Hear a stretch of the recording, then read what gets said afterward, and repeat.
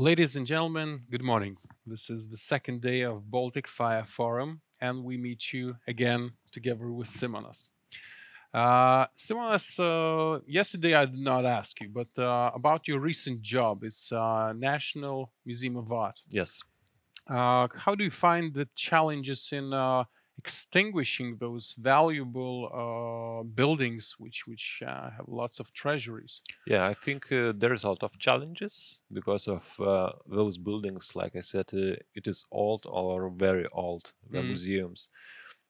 So the building are treasure, but in that building there's premises where we keep those national treasures like paintings or something yeah, like yeah. that. Mm, So it's very important. So we have to talk about very efficient extinguishing like tactics and mm. materials. Yeah. Yeah, that's true. Because I do understand that far away from big cities, we do not find much of. Is there a special reservoirs or lakes or what kind of Like water tanks are there? uh, Martinez, the water is the cheapest Yeah. extinguishing material. So yes, we are using, no, not using. We are thinking about that. The buildings will be extinguishing with water, Mm, but like I said, about those premises where we keep treasures. yeah. Of course, we have to talk about gas or something Hmm. like that. I understand. About reservoirs of water or something like that, what where is uh, far from cities or Yeah. something like churches Mm, or like castle hmm. too. Yeah. Yeah. Yeah, so it's about tactics. Uh, everything is Yeah. everything is The, possible. Yeah, the the less water we have, the more efficient we have yeah, to be in fighting the fires. And of course. you are probably asking me why why so much about the water, just water classics, but it's simple and very complicated at the same topic. And our firefighting guru Shimon Kokot Gura will tell us a bit more about it in a scientific way and tactical, of course, also. So Shimon, the floor is yours.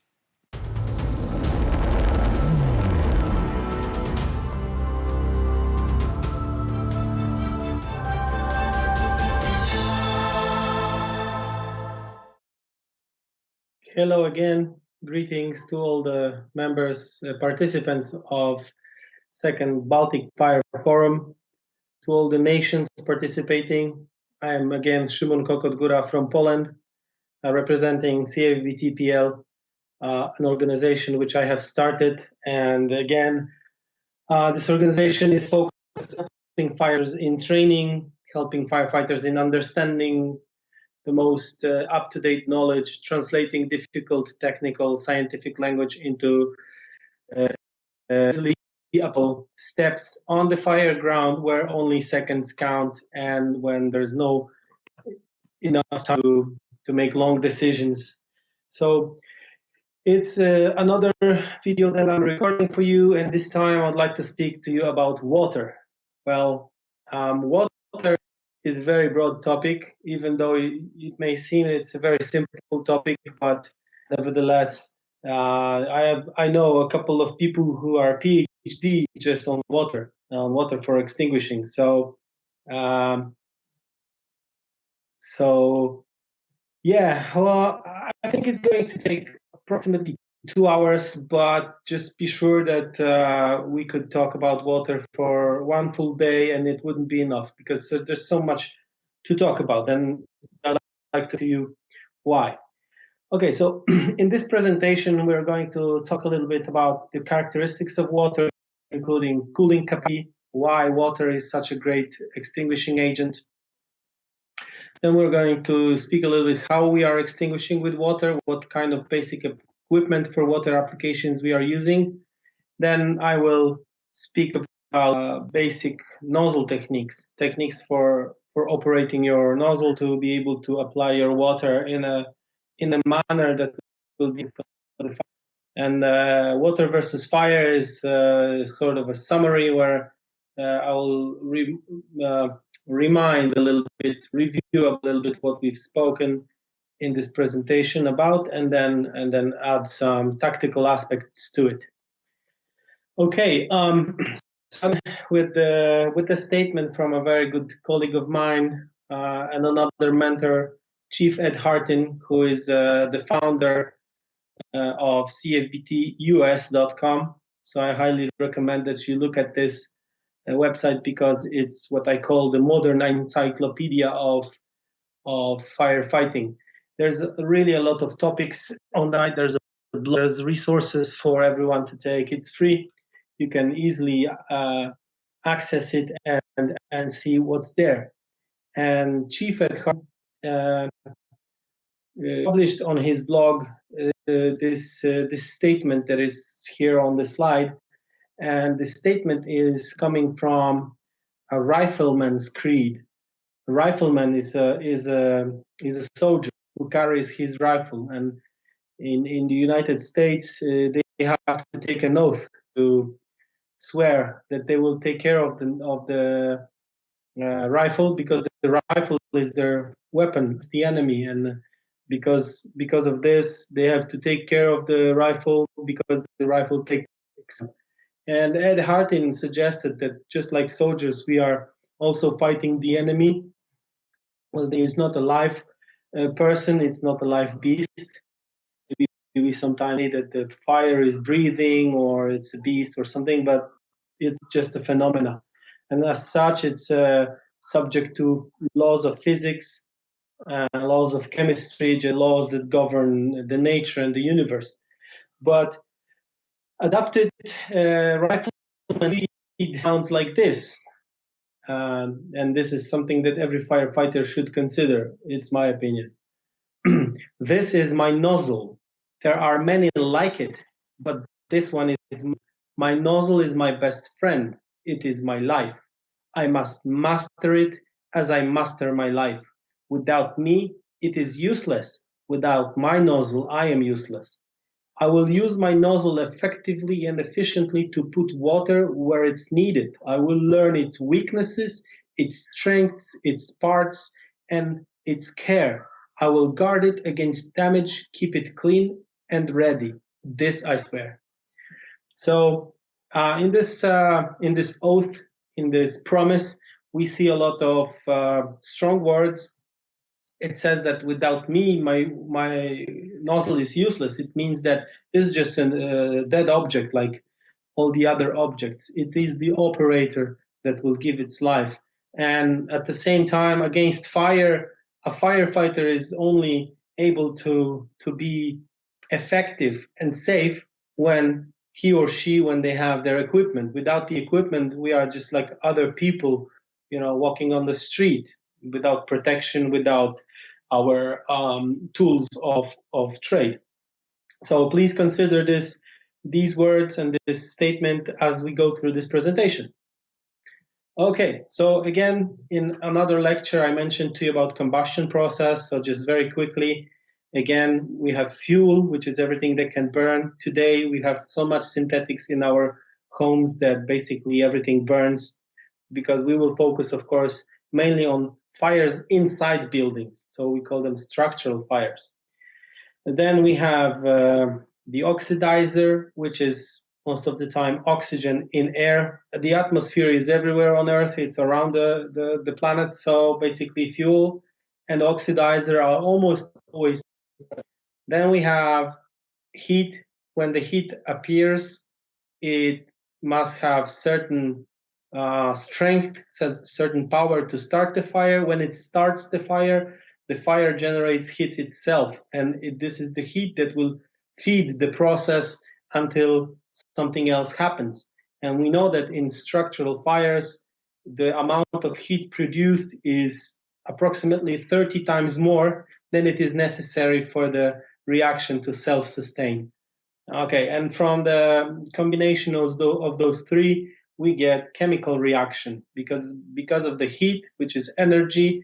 Heat bombards the particles and they undergo processes, and because of that, the bonds between particles break and they create some new chemical compounds. Some of these compounds are highly reactive.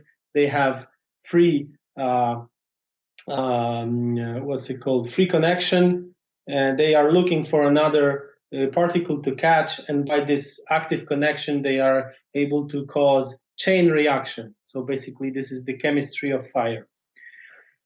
Okay, well, we have to make sure that everybody understands the basic fact about water.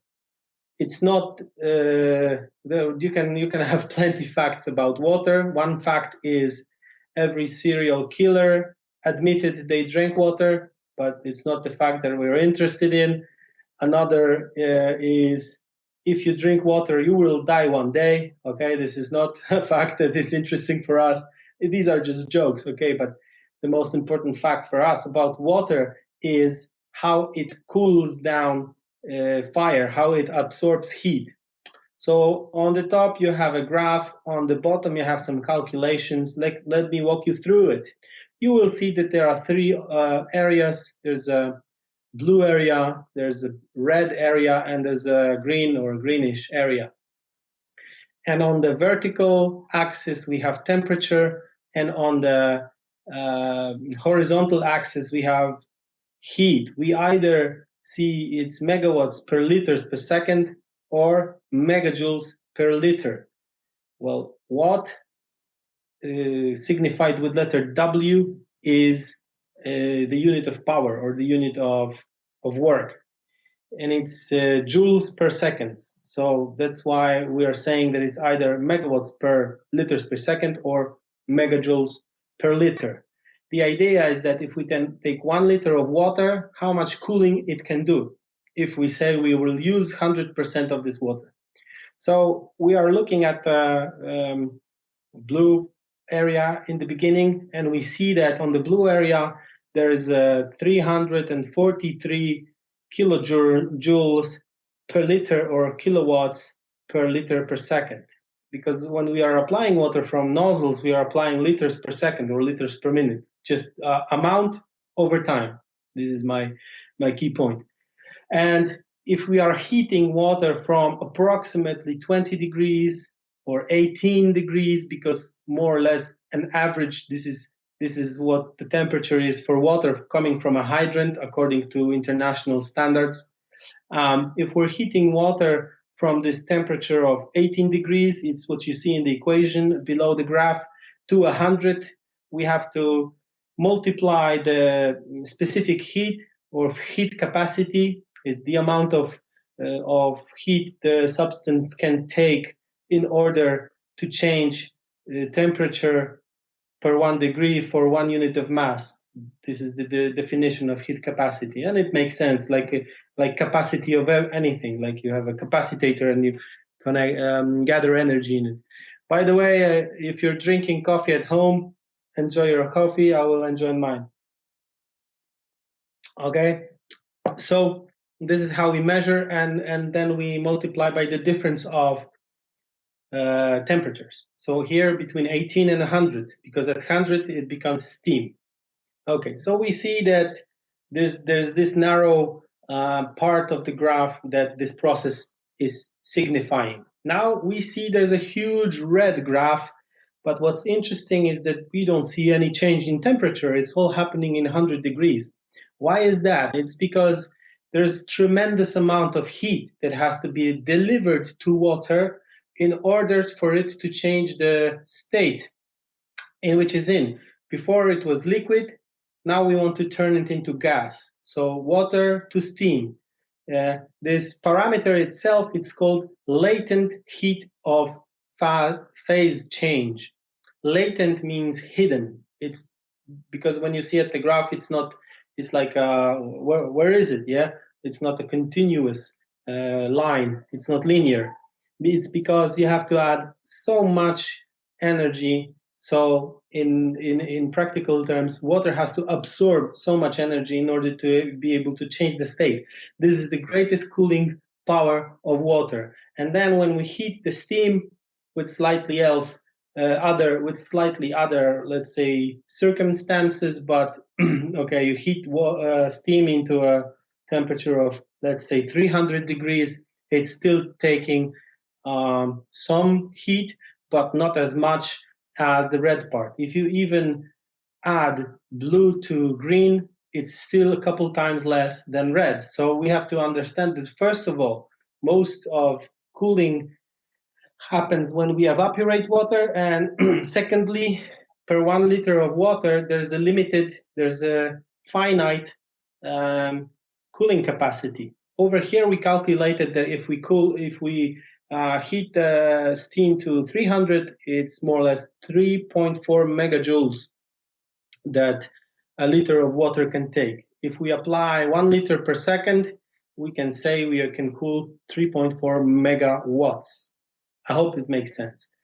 Okay, so where do we go from here? How do we use this much water? Is it possible to evaporate and use water into 100% efficiency? Well, most of the time it isn't, because what is important is how the heat is transferred to water. On the top, you see one big drop of water, in which you can have more smaller drops of water, even smaller drops, or really a lot of really small drops. And the table tells you that if you start from a droplet diameter from the same amount of water, if you take 12 centimeters of diameter of water, it's equivalent to more or less 1 liter of water, then you get a cross section and you get total surface area. The idea is, when you create more droplets, each droplet acts with its surface area of this 3D object, interacts with heat and absorbs heat. So the ideal situation, theoretically, is when you have as many droplets as possible, which means when they are as small as possible. We have to understand that with the tools that we are using by hand, we are more or less around 1,000 microns. A micron is a micrometer, and it's 1,000 microns is more or less 1 millimeter. So there will be approximately between maybe 600 microns and 1,000 microns, the size of the average droplet from our nozzle. But in order to use more efficiency of the water that we have, we must make as many droplets as possible. But it's not the only thing that we are concerned about. Okay. So what we have in our hands, when you look at this table and read carefully what's written there, you will see also. Can we make a zoom to the table, please? If we look at the table, it's taken from a Dutch document prepared by the Fire Academy. Where they do a lot of fantastic work over there. They do a lot of great research over there. Okay, I will just try to come closer and reach. So average home, there is a heat release rate approximately 10 megawatts from 40 meters square. It's on one side it's connected to the amount of fuel, but on the other side it's connected to the access of air. And in the commercial building, we have slightly different situation. If we're talking about 1,000 meters square, we can take as much as 500 megawatts. And you can see the comment below the table that is a value from the Eurocode, because there has to be some reference. Now, what do we have to combat this? In the table 1.3, we see that we have either high pressure reel, which is probably applying something around 125 liters per minute on an average, because maybe they are sometimes specified to the specification says it's 150, but in practical terms there is always pressure loss and there is always flow rate loss. Or we have low pressure, the traditional 8-bar hand nozzle, hand line, hose line, and we can apply depending on the nozzle that we are using, but let's say that like a 450 would be probably a good average. And we can see that with this kind of tools we can combat. In the first case, 2.5 megawatt fire, and in the second case, approximately 10 megawatt fire.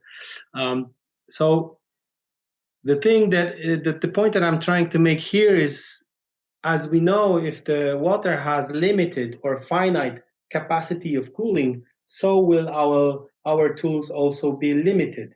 And I know that many firefighters, for the reasons of convenience, the ease of use and so on, and then ease of gathering it back to the vehicle, they use the high pressure reel. But in most cases it will work, but there may be some cases where it will not work. And as firefighters, we should always only choose options that will always work, because when something doesn't work for a firefighter, it's when firefighters die usually or get injured heavily. And especially as fire officers, we have to remember that what we are trying to do is may have a tactic, have a strategy in our mind, and we cannot allow for any obstacle like firefighters in trouble. What we call is, we always design systems that have this special feature, which is called fail safe. It's something, if something fails, it fails to the safe side, not to the dangerous side. More or less, this is just the philosophy behind tactics and safety of firefighters. Okay, so because in some countries in the world there are some specific regulations, we can rely on some really good research on the fact of using water for extinguishing.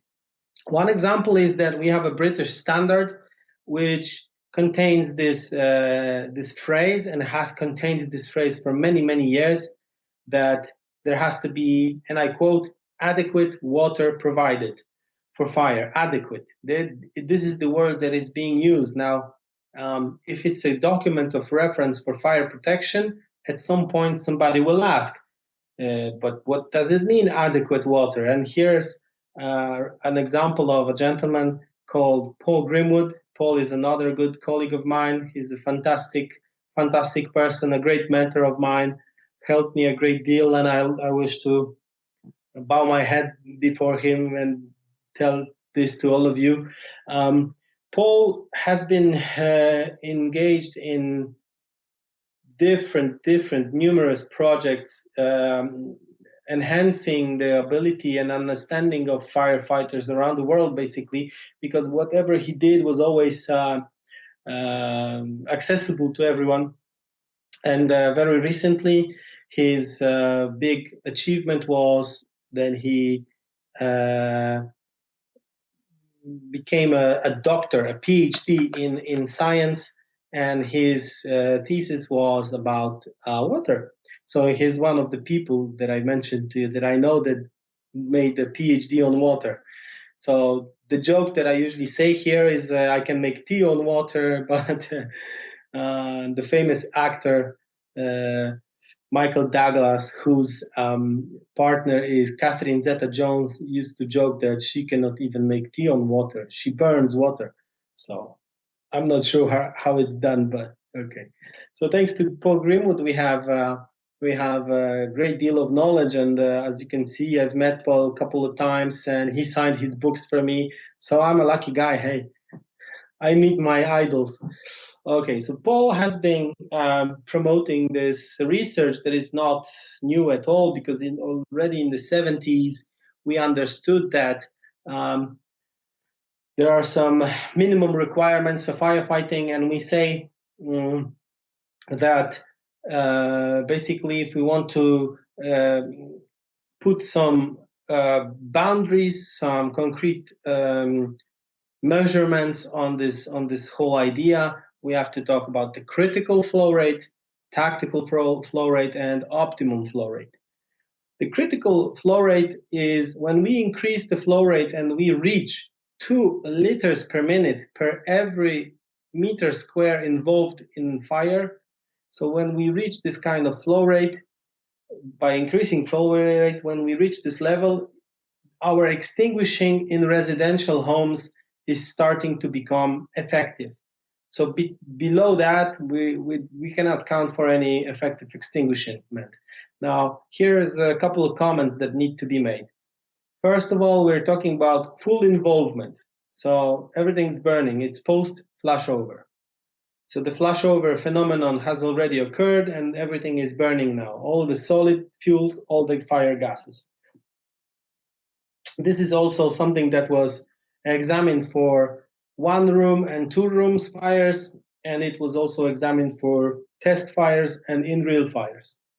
So what's happening then? Then the extinguishing is becoming effective, but because it's just on the edge, the firefighters don't really have enough water cooling capacity to combat the heat from the fire, and this whole process is happening with great thermal discomfort for them. Okay, and also we are talking about some kind of average water application by averagely skilled firefighter. So why this very not concrete formula is being used? It's being used because we have to understand that we have to make either quick calculations on the fire ground, or we have to more or less create in our heads an understanding, then compare it to what we have, what is our usual response, and then based on that we can approach every fire. So let's take an example. We have a 20 square meter room. So 20 square meters, everything's burning. We apply 2 liters per minute. So 2 liters per minute times 20 meters is 40 liters per minute. So we should be ready to apply at least 40 liters per minute. Okay, but it's low efficiency, so means long extinguishing, and also great thermal discomfort for firefighters, which is very harmful itself. Then we can look at the blue tactical flow rate. Extinguishing is effective, thermal is sufficient, thermal comfort. So here we have like two types of numbers on the bottom. Oh, I didn't translate this one thing. For each, na każdy metr kwadratowy powierzchni pożaru means the black writing on the bottom means for each square meter of the fire surface. So if we take the same room and we have 4 liters per minute for each square meter of the fire, which means that we want to apply 80 liters per minute for this fire. Okay, so 80 is another number, and for the same fire, if we want to be very effective and have great thermal comfort, we should aim at 6 liters per minute. But if we go above, we will not achieve more effectiveness, we will not achieve more thermal comfort, but what we will achieve is we will start wasting some water, so we will create more damage. So between 4 and 5, there's a nice number. Between 4 and 6, nice number 5. When we want to calculate something quickly, we go for a residential fire. We have a 20 square meter room, times 5 is 100.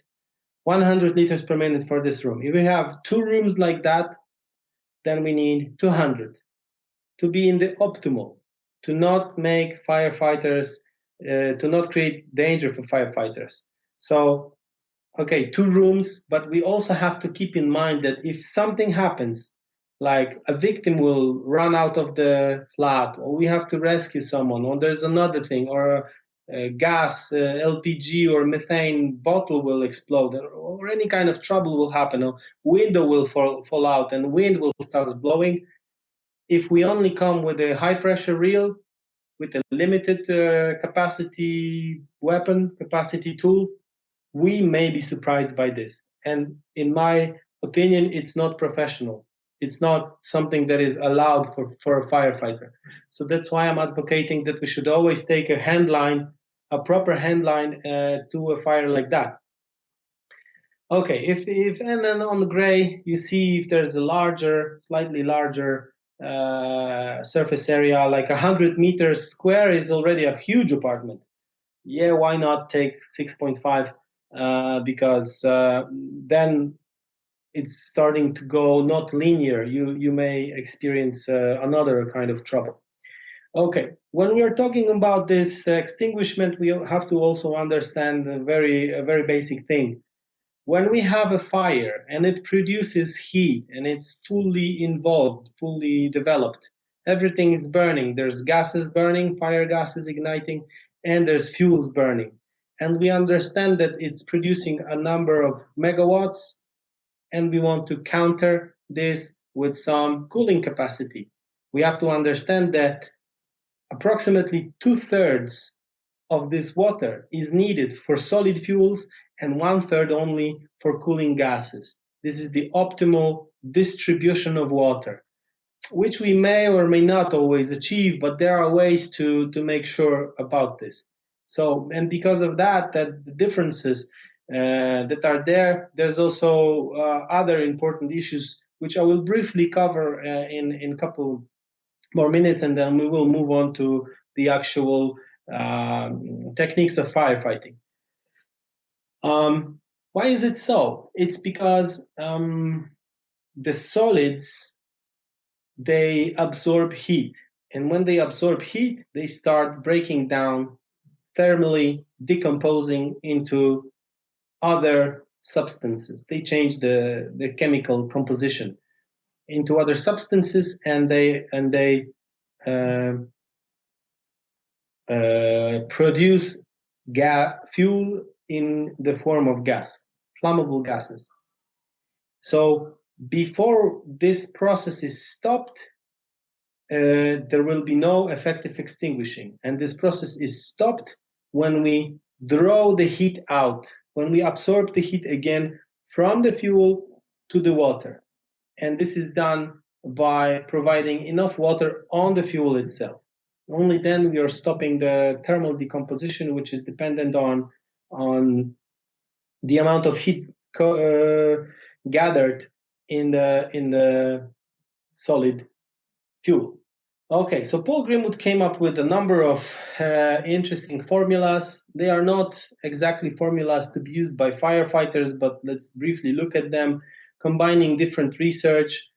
If you wish to get more knowledge about this, let me know. My email was in other presentations. It's in the comments as well. And but basically, if we have a liter of water, we can say that 1 liter per second can be applied to 0.38 megawatts of fire. Is that practical? Well, it is and it isn't. I always say that there isn't theory without practice, and there isn't practice without theory. And the actual world is in the middle. It's not in the practice and it's not in the theory. It's in the middle. So we always should try to understand as best as possible what's happening there with scientific proof. But then we have to also understand, are we actually able to use this kind of knowledge, and is it practical for us? So here's maybe one example, what we can do with the hose reel, 110 liters per minute. I will refer to this statement that I just mentioned in 2 slides more. So 110 liters per minute gives us, if we are averagely operating our nozzle, like almost, let's say, almost 5 megawatts. But it's only if we are very good, if we're averagely and we're in the proper place. If we take a large nozzle, which is called, for example, a smooth bore, I will show some examples later, and we apply 550 liters per minute, we can cool probably even more, around this much. Now, I understand and I am aware that the research that I displayed in the beginning of the presentation suggested a little bit less. It is because they applied some other margin of safety. Well, the thing is that these models should always be validated by practical research. So, okay, here's a nice graph. It's becoming linear, and now if it's linear and it's visibly understandable, we can start talking about something that is practical. We have on the vertical axis peak heat release rate, which means what will be the highest tempo of releasing heat in this fire, and on the bottom, on the horizontal, we have liters per minute flow rate, and if we are in a certain area, we can try to see how much water we need. It is still a little bit for design architects, designers, engineers, and so on. But if we understand that we go to a fire and we see from the outside, we make the size up reconnaissance, and we see from the outside that, for example, okay, 3 windows are broken, and already these 3 windows are more or less like 2 square meters each. That's approximately 6 square meters of surface for gas exchange. More or less, we can understand that between 6 and 12 megawatts can be produced from that fire, because 1 square meter can produce between 1 and 2 megawatts, or sometimes even 3. Well, we understand that there's a certain minimum under which we will not have any chance of success. So, but having this in mind, we also understand that we have nozzles that are very concrete examples of the tools that we are using. So we have one hand line, and it's connected to a nozzle. The nozzle has the maximum flow rate of, let's say, 400 liters per minute or 500 liters per minute. And if we are sitting in a chair and slowly analyzing this, we can understand, okay, so what I'm seeing here is if I have like 15 megawatts, I can still deal with it with one nozzle. Yeah, but the thing is that if the area is large, am I able to cover the area with just one access point of water? Or do I need more? But then I need to tell my firefighters to dial down the nozzles, because then I will run out of water too fast. So this is something that every commander has to take into consideration. It's not the philosophy for the nozzleman. But although the nozzleman can surely also understand it, and if the nozzleman knows it, then they are good partners in conversation, the nozzleman and the commander. Okay, so more research and also a lot of fantastic knowledge was made by Stefan Sartqvist. Oh, I forgot to mention on the slide with Paul Grimwood, there was also his website, and on his website you will get plenty of knowledge for free, including his 2 books, which are called Euro Firefighter. In this book, I already mentioned it in another presentation that I made, Water and Other Extinguishing Agents. It's a very fantastic book, available for free with no copyright issue from the MSB. It's currently called MSB, which is the Swedish agency for crisis management, basically. So from this book, there's a nice graphic which I slightly changed, and we see that if we want to talk about the mechanisms of extinguishing, there's basically 5 locations where our water can be applied. So location 1 is the uninvolved fuel. Uninvolved fuel. That's a tough word. Which means it's a fuel that is not burning yet, but the fuel may be pyrolyzing. The fuel may be heated and may be emitting gases, combustible gas. Then we have combusting surfaces, so the fuel that is involved is burning.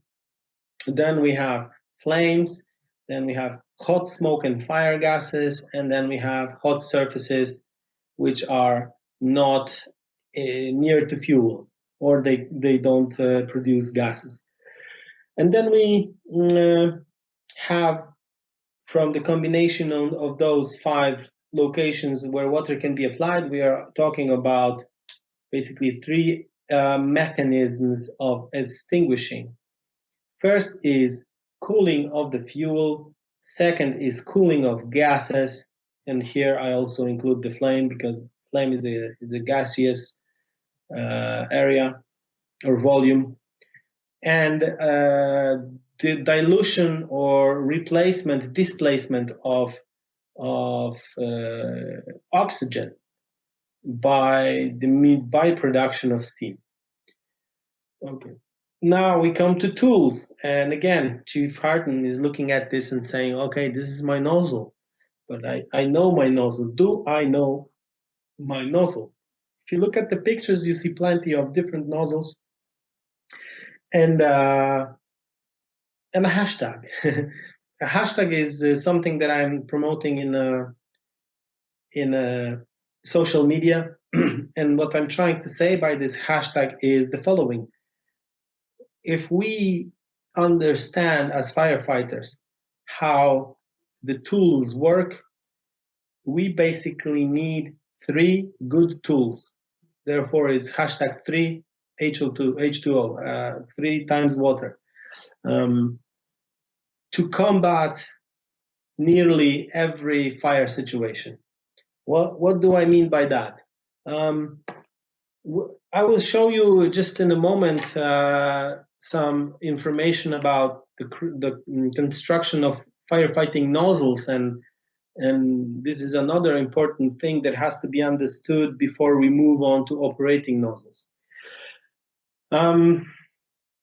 If we can have one good combination nozzle, which means it is a nozzle that applies straight stream and fog pattern, perhaps also this what we call shield or umbrella, and we can adjust in it the flow rate, then it's one good tool. The valve has to be working well, it has to be well balanced, and so on. So it's one good tool. Then it turns out, and more research is suggesting, but also the experience from firefighters is suggesting, that a smoothbore nozzle, which means a straight nozzle that is just has a hole through it, it doesn't have any mechanisms to work with water. If we take another good tool like this is our second tool that we have to put on our fire truck. And then we're talking about the third tool, which is a piercing nozzle. You will see a couple of examples here. If we have those 3, we really have a lot. But we need to understand why they are good and effective, how to use them, and train our people. Because when I look through catalogs of manufacturers of firefighting equipment, I see 60 types of nozzle, 50 types of nozzle, 70 types of nozzle. And I'm thinking to myself, oh, I don't have enough life, and there will not be enough fires to test every nozzle in the catalog. You know what I mean? It's like there's so much production when we only need 3 basic tools. And then whatever we add is coming from the needs of our operational activity. Because of course I understand there may be needed more, or also that there are some really great tools, but we need to, as the fire service, we also need to understand that, okay, let's cover the basics, let's be perfect in basics, then we can move on to improvements. But let's be honest with ourselves and let's be sincere. Are we perfect at the basics? Because the basic stuff does the work. You know what I mean? This is my philosophy after 21 years of being in the fire service, being not only the professional firefighter, but also an instructor, a very active instructor, and a voluntary firefighter, and an activist for the fire service, and an educator, and the promoter of new technologies, and so on. Still, I'm standing my feet on the ground and saying, okay, give me 3 good basic tools, then I will look for the rest. I will take a look at remaining proposals, but let's start with basics. Okay, do I have anything to support my claims? Oh, of course I do. I have to tell you also that in Poland we have a saying that if somebody is talking a lot, they are pouring water. So I'm pouring water, I'm talking a lot, I can go and go. Okay, well, here's an interesting thing, and actually very interesting to say that what I will present to you right now is a common misconception present in many countries, in different forms, but in many countries. Okay, we have two tables. We have some year indicated there and some nozzles on the pictures. So what's it about? In 1967, there was a book in Poland which stated that latest German research. So just stop here. Let's stop here and think about it. Latest German research said a book in 1967. So it's like over 100 years ago. 50 years ago. It's over half a century ago. We already knew that when we take type of the nozzle, that is either 52 millimeters or 75 millimeters, and we have the nozzle looks like on the right, yes, and we have different diameter of the tip of the ending, and when we apply specific pressure, and the pressure is necessary for the nozzle to have the good parameters of the stream, basically the reach and some kinetic energy, but the reach, then we are either applying 100 or 200 liters per minute from 52 nozzle, depending if we selected 8 or 12 millimeter tip. And when we take the 75 nozzle, depending on the tip, 16 or 22 millimeters, we are applying 400 or 800. So now we see that there's some dependencies here. There's some correlation. But if we want to keep the stream in good quality, we have to increase the pressure a little bit, because if we increase the pressure a little bit at the tip of the nozzle, which is also important, not at the pump, but at the tip of the nozzle, we get the better flow rate. Okay, now this is 67. If we today ask many firefighters, it's luckily less and less, but still it's not common knowledge. When we ask the firefighters about what kind of water can you push through your 52 hose line or 72 hose line or 110 hose line, they will give you the red numbers from the table below. And I'm thinking, okay, so is it possible that over the years somebody misinterpreted the numbers from the top table and always using the correct, the more advantageous situation, they attributed the 200 to 52 and 800 to 75 without mentioning that it's actually the 12 and 22 millimeter tip. Yeah, I find this very probable. I don't have any proof to say that, but I will say that in many schools around Europe, at least, maybe around the world, the knowledge you will get is that you can push through 200 liters per minute from your 52 hand line. Well, it's not true. We checked. Here's a real flow. We pushed even 1,250 by very simple method, measuring of 2,500 tank, filling it from the hose line without the nozzle and calculating time. This was before.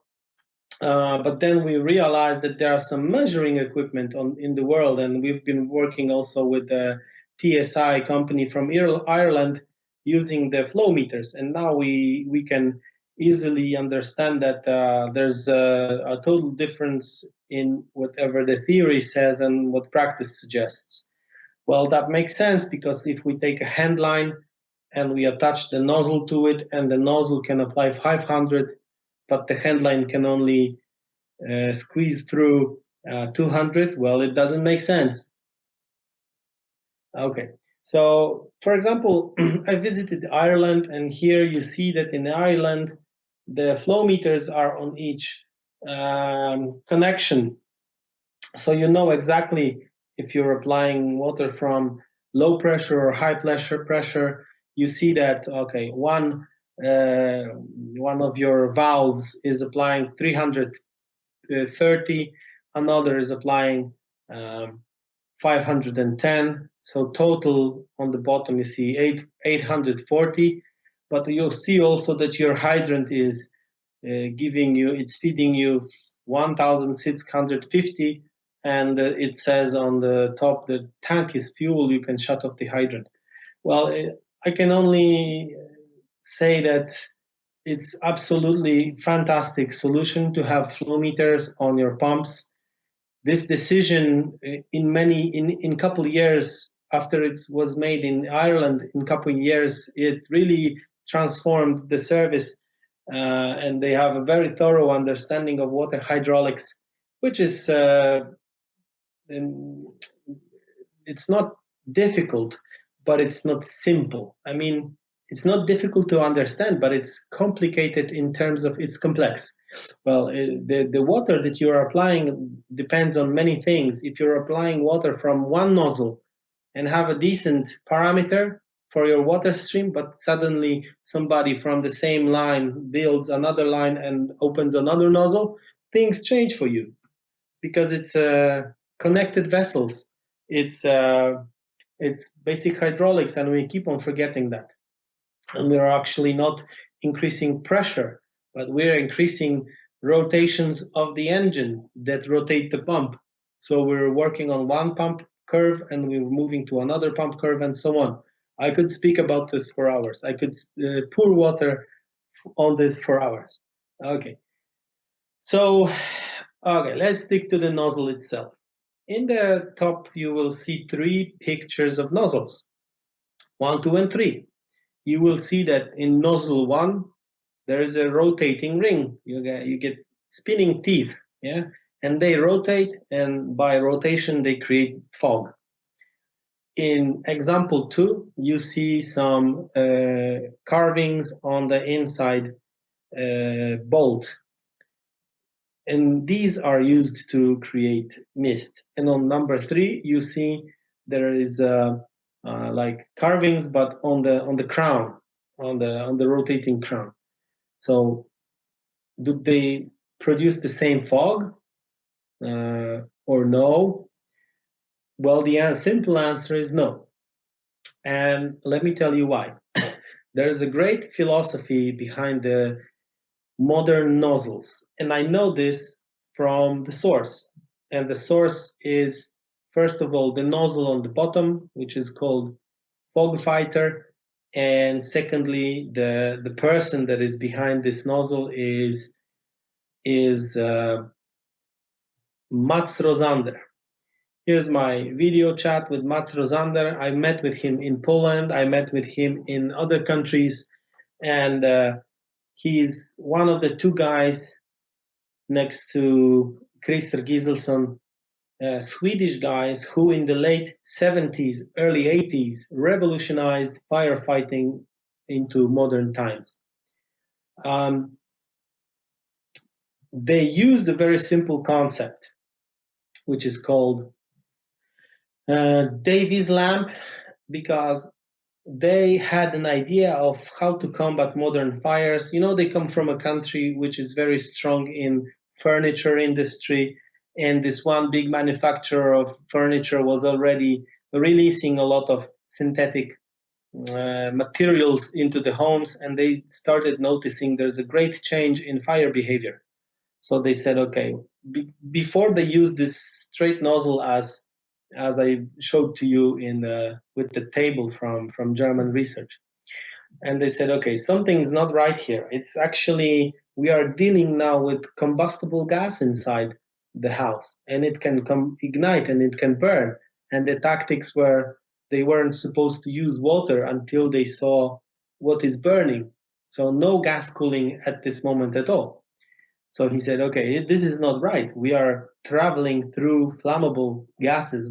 It cannot continue. So they gathered some ideas, Christer Giselson and Mats Rosander, and they approached a number of companies, and they said, okay, we need a nozzle that can do a certain number of things.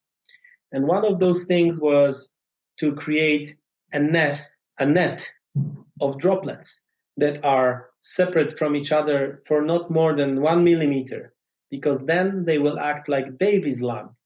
If you don't know, the Davy's lamp was an invention, was a very simple but a genius invention from a gentleman called Davy, who saved many lives in the mining industry. Because back in the days, only the convicts, the people who broke the law, the criminals, were sent to mines in order to look for pockets of methane. So they were carrying a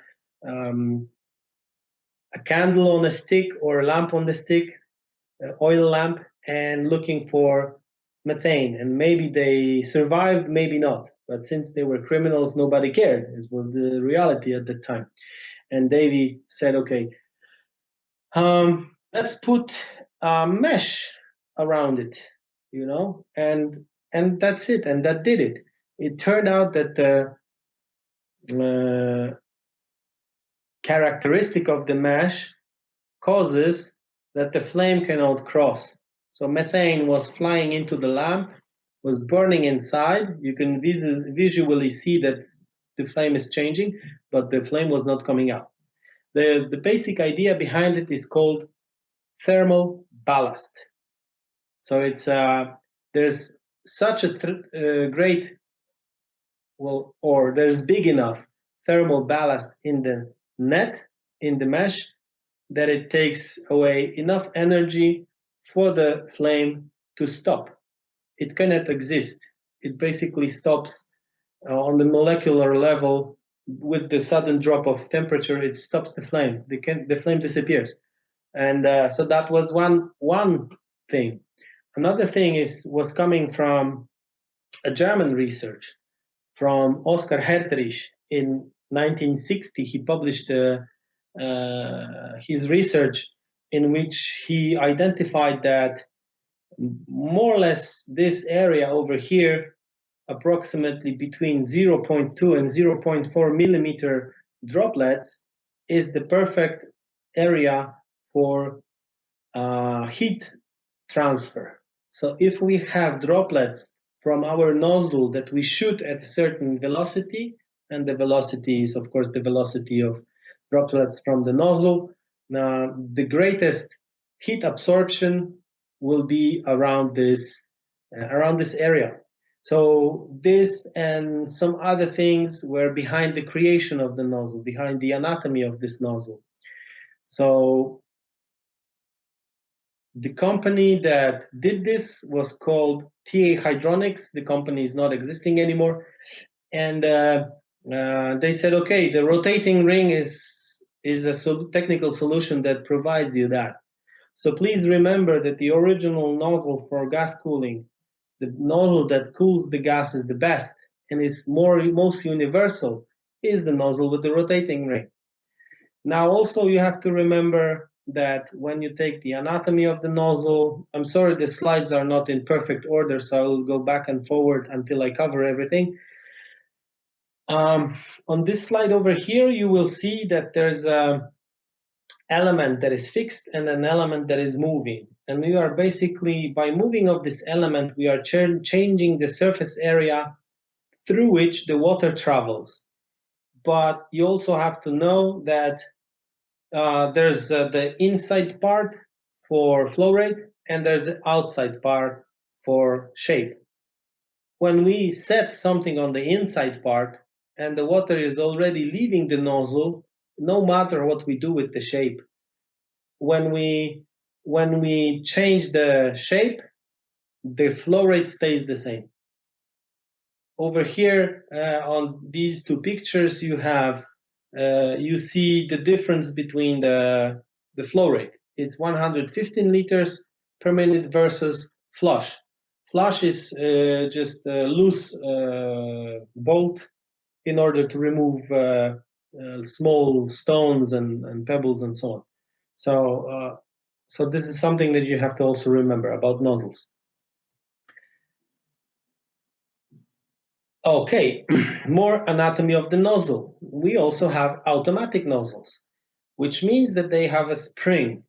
And this is the nozzle that without any action from the nozzle man, without even sometimes the knowledge of the nozzleman, that the nozzleman doesn't know, it changes the parameters of water.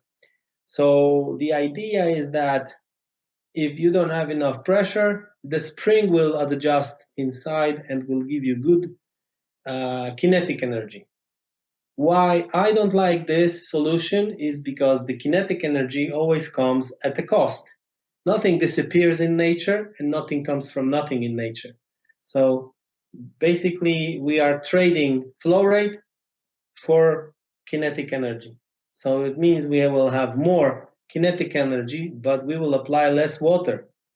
In the era of plastic materials, I think it's not a good idea, because in other case, when we don't have automatic nozzle, just a regular mechanical solution, the nozzleman will immediately see that there's a problem with his stream and he will change something.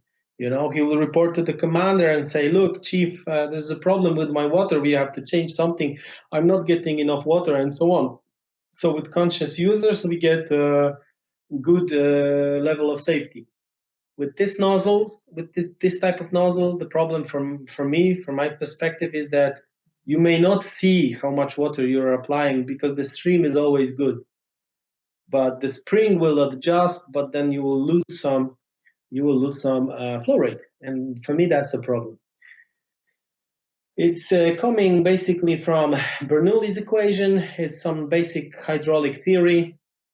We have to understand, maybe we should only look at the point 2, 3, and 4, because this is the key points are between 2, red point, 3, blue point, and 4, green point. Also 5 and 6 are the same as 3 and 4, because we either make bigger cross section or smaller cross section.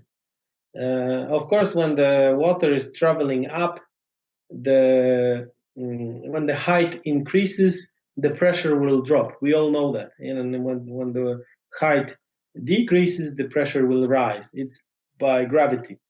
But when we are changing something in the diameter, like between 2 and 3, we will get more pressure, but we will get less velocity.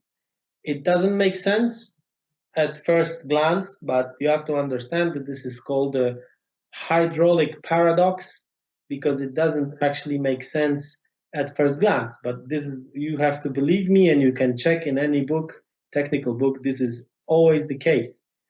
And when you want to increase your velocity, you should narrow your diameter. But also by narrowing this diameter, you will lose pressure. The pressure loss comes from more difficulty in pushing water through this new opening, new diameter. But you will gain velocity. So your impression will be that your stream is still good. But good will not be really good, realistically good, because with the loss of pressure, you will also lose flow rate. But you will think that your water has a very good reach, it has great kinetic energy, but are you applying enough water per minute to combat joules per minute, joules per second, watts? This is actually the case. So you have to be very aware of this. And also on anatomy of the nozzle, we have some other solutions. We have a ball valve. The valve that is opening and closing water can be either just a sphere which has a hole through it and we just open or close, or it can be slide valve, when we have like a opening and this conical shape that is coming and going off, and by this distance it's allowing the water to pass. The second solution, which is patented by TFT company, is serving better, because when you are using the ball valve, you are creating a hydraulic impact, or what's it called, water hammer. But when you're using the slide valve, which is rather rarely present in nozzles, you are not creating the water hammer. Okay, we've come to a point when I will make a pause. This is 1 hour of the presentation, so I hope you enjoyed it. And if you look at the next slide, next time, the second part, we will start with applying water mist. So I hope to see you again.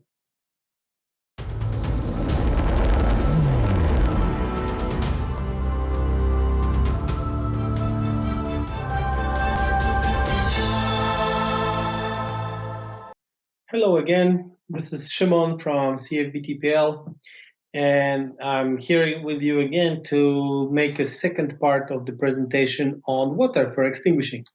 So as you know, we've covered some theory about water cooling, we covered some historical facts, I presented to you some works of my mentors and some fantastic people in the world who created some formulas for quick calculation or very detailed calculation of water. And we also covered some basic nozzle anatomy. So today I'd like to continue and talk to you about what we are actually doing in firefighting. Okay, we will say a little bit about applying water mist for the beginning. So water mist, we have to remember that there are two words for water in small portions used in English. One is fog and one is mist. We don't have proper translations of these two words in Polish. So I'm not sure how it's going to be in your languages, but remember that fog is something that the firefighter is doing, and mist is rather very small, and it's for specialized equipment or fixed firefighting systems. We say mgła in Polish, and that's it. Okay.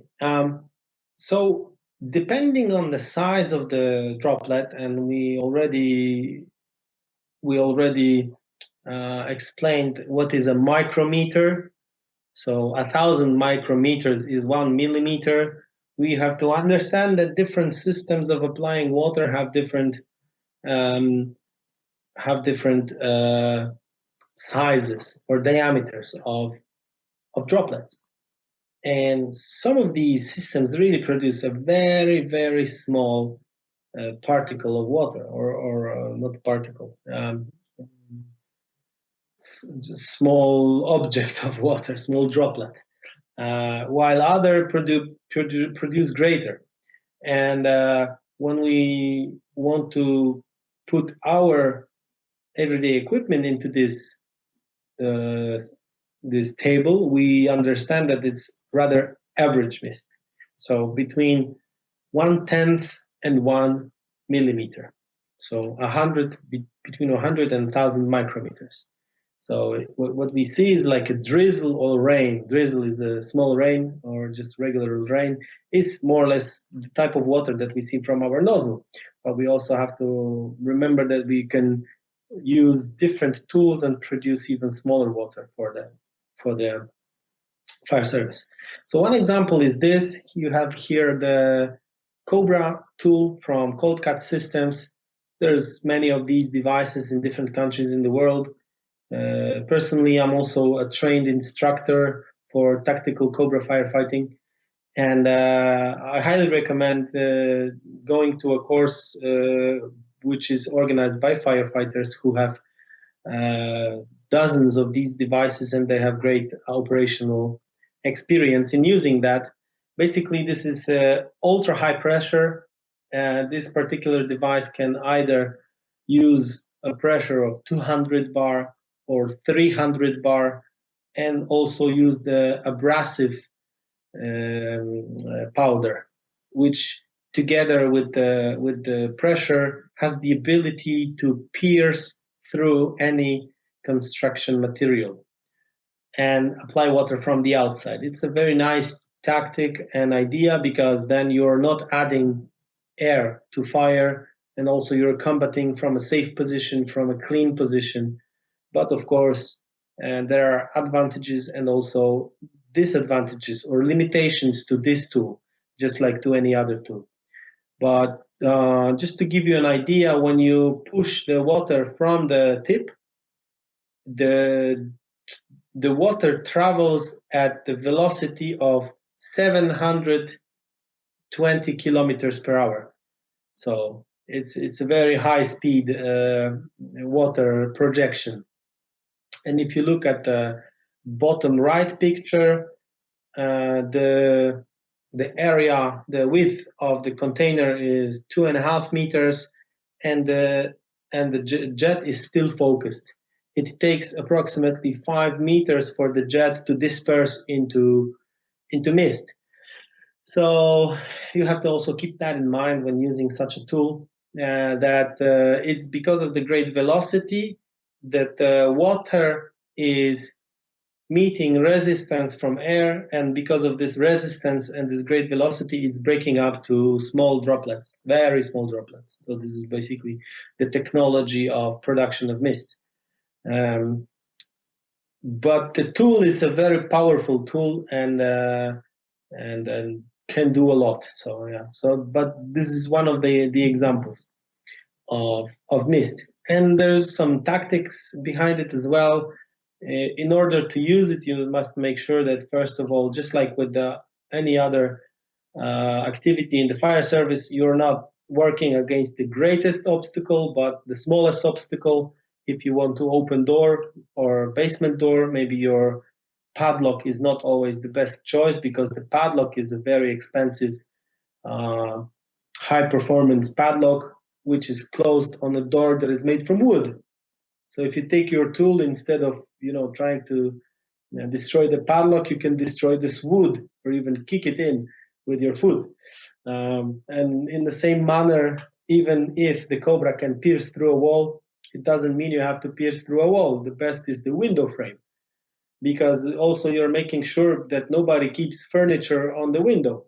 While on the wall, you may have a cabinet, you may have a wardrobe, you may have a TV set or whatever, and this will become problematic for you when you want to apply your water. Yeah, so it makes sense. Okay, so before we move to this classic water application, also please just notice here some other tools. This is the nozzle that is produced. Actually, this one's produced in Poland, and I made some also calculations to help the design.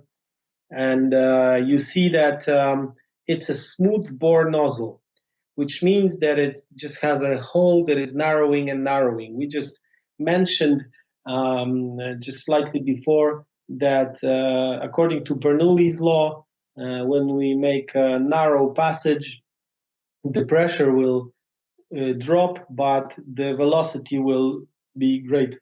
So basically, this is the idea behind this nozzle, that by narrowing it down, we accelerate water. But still, you have to understand that this is a 52 millimeter nozzle, and we noticed in the first part that 52 millimeter nozzles in the 60s, they had tips with diameters of 8 and 12 millimeters, and in this case you're starting from 19 and 22, 24, which is a great amount of water applied. We are starting to notice many cases in which large water is necessary, and not so much the technique, like full involvement of a room, or you get a fire on a high floor where it's problematic to deliver pressure. When you don't have enough pressure, and for these nozzles that I presented to you, the combination nozzles, the pressure should be at least 6 bar or 7 bar, preferably at the tip. Sometimes our pumps are not able of producing that. So then this tool comes into play, because with 3 bar, you're applying 416.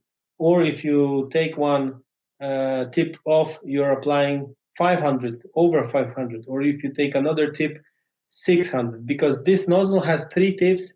One is put on another, and then one is put in, then the third one. So just by unscrewing this one and putting it to the side, you get a bigger diameter. This solution is called stacked tip. So it's a stacked tip smoothbore nozzle. And the calculations behind it are as such. You will see that the reaction force column is giving some data, some information. Some of those fields are in green, others are in orange, let's say, yellow-orange, and there's some in red and some even in gray. What does it mean? Well, it means that according to books on ergonomics, there's a certain amount of force that a working person can struggle with. And this force is approximately 266 newtons or 27 kilograms of force for one person, 333 newtons or 33 kilograms of force for two people, and 422 newton or 43 kilograms of force for three people. If we go over that, it's becoming very not ergonomic. It doesn't mean that it's not possible, it just means that there will be great fatigue. So by definition, you see that these nozzles have a safe and effective area of work at 3, 4, 5 bar even. So that's one comment. And another comment is that there are also ways of making sure by using body mechanics that this great force is spread out. I will show you in a couple of moments how to do that. Okay, before we move on to applying water techniques, we also must remember that water creates steam, and there's a certain volume of steam that is being created. We all know, if you ask a firefighter anywhere in the world how much steam is created from 1 liter of water, they will say 1,700 liters of steam, which is true, but only partially, because we have to remember there's the phenomenon of thermal expansion. And as I spoke to you in the lecture on tactical ventilation, there is a Clapeyron equation or ideal gas law that is saying that pressure and volume are equal to mass mole, gas constant, and temperature. Or mass mole is constant for a given amount of gas. R, the gas constant, is always constant. It has it in the name. So if we remove that, we understand that pressure and volume are dependent on temperature and vice versa. So if we're saying that, then we have to agree that the more heated the steam becomes, the more volume it will take from the same amount of water. So this is why exactly steam sometimes becomes problematic, because when we take great amounts of water with great amounts of heat and we evaporate them, then we will have a little bit of a problem with steam. So we have to be careful about that as well. Okay, so Christer Giselson and Mats Rosander, whom I mentioned in the first part of the presentation, they came up with an idea of gas cooling. It's in quotation marks, and it's one word because this is exactly, specifically, a technique designed by them. By using regular speech, we can say that cooling gases is lowering their temperature, but gas cooling is using specific method of water application with nozzle, combination nozzle, in order to cool and shrink the gases. Now, please keep in mind that if there's thermal expansion, there's also thermal contraction. Whatever is being cooled will contract. The volume will decrease. If it's heating, it's increasing. If it's cooling, it's decreasing. So on one hand, water is turning into steam. Steam is heated, it's expanding, but fire gases are contracting. And skillful gas cooling is the play between the two processes. So if we do this skillfully, we will not have any problem with steam. If we don't, if we're not careful, we will have problem with steam. So over here, symbolically, I presented the idea of gas cooling. You have something that is called neutral plane, which is a plane, is like it's a flat surface between air and smoke. Of course, it's ideal on this picture. Normally, it's just not as flat, but just for the sake of argument, just for the sake of explanation, we have some smoke and we are applying water. If we use the proper angle of hose line, which means we have to keep the nozzle up. Preferably, we have to make sure that the nozzle is inside the smoke, because as you already know from the lecture on tactical ventilation, it will entrain air, so it can push air into gas and create flammable mixture. If we keep it high, then you make sure that your water is actually going to the smoke and not below the smoke. If it's going below the smoke, it will not evaporate. If it will not evaporate, just coming back to the graphic that I showed you in the first or second slide about the cooling capacity, you will use not more than 15% of your cooling capacity. So if you want to examine any system and say it's only 15% efficient, you will say, well, it's poor performance. So don't be a poor performing firefighter and keep your nozzle up. So we can scientifically explain to you with great detail the simple fact of why you have to keep your nozzle up. And there's a great difference if you just lower it so it's pointing in front of you, or you keep it up so it's pointing slightly more above you. Not definitely above you. You see that if there's a nozzle operator, he or she, they are applying water slightly towards the direction that they are moving in. And they are also using a proper angle of water cone. So from the hot smoke layer, we have symbolically shown cooled smoke layer and water steam layer. Of course, they're not separated, they are mixed. But just to give you an idea that if done properly, the two will be less than only smoke before the process. So proper gas cooling has great ability of shrinking gas. Now, if you use too much water, there's too many droplets and so on, there will be too much steam and you will not get contraction as a result. But you will get expansion and it will lower the neutral plane to you. Also, if you don't carefully set your angle and you apply water to the ceiling, the droplets will not be properly set on the nozzle. You will cool the ceiling, but not the gases. So the ceiling will produce steam, but the gases will not contract. And again, this everything will push the smoke on you. So this is how the so-called water trap is created.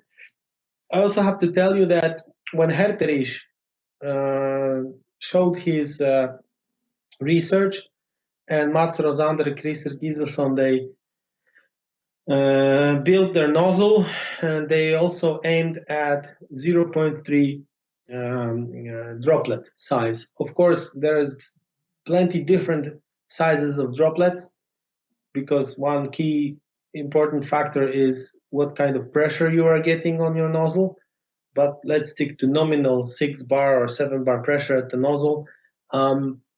You don't have any practical way of measuring that. You need laser to measure what's your droplet size. But if you make a short pulse, put your mist in the air and see how much of the mist is hanging. If the mist is hanging for 3-4 seconds, and not immediately dropping, then it means that it has enough time to evaporate, and your actions will be very effective. So when you think about training, you go out to your training field and you train with your tools, with your normal, usual, holes, lays, and whatever procedures that you're using. When you do this with gradually increasing difficulty, but also with good observation ability, on the outside in the open, maybe on a sunny day, so you can see the sun in your droplets, shining. These are the techniques that we're using as instructors to make people understand what they are actually doing, what is the reach of their stream, and so on. So when we're showing them, look, if you take a 4 bar at the pump, which means that as it travels to your nozzle, it's even less, and then you make a pulse, then you see that some of the nozzles are big, droplets are big and fat, and they immediately splash to the ground, and just a small portion of mist is hanging there. Or then you say to the pump operator, give me 8 bar on the pump, so 8 bar, and we have measuring devices, as I mentioned to you, flow meters, and then the pressure gauges for training, of course. And then you apply your water, and you see that just a small portion of these droplets will drop. There's always some small portion.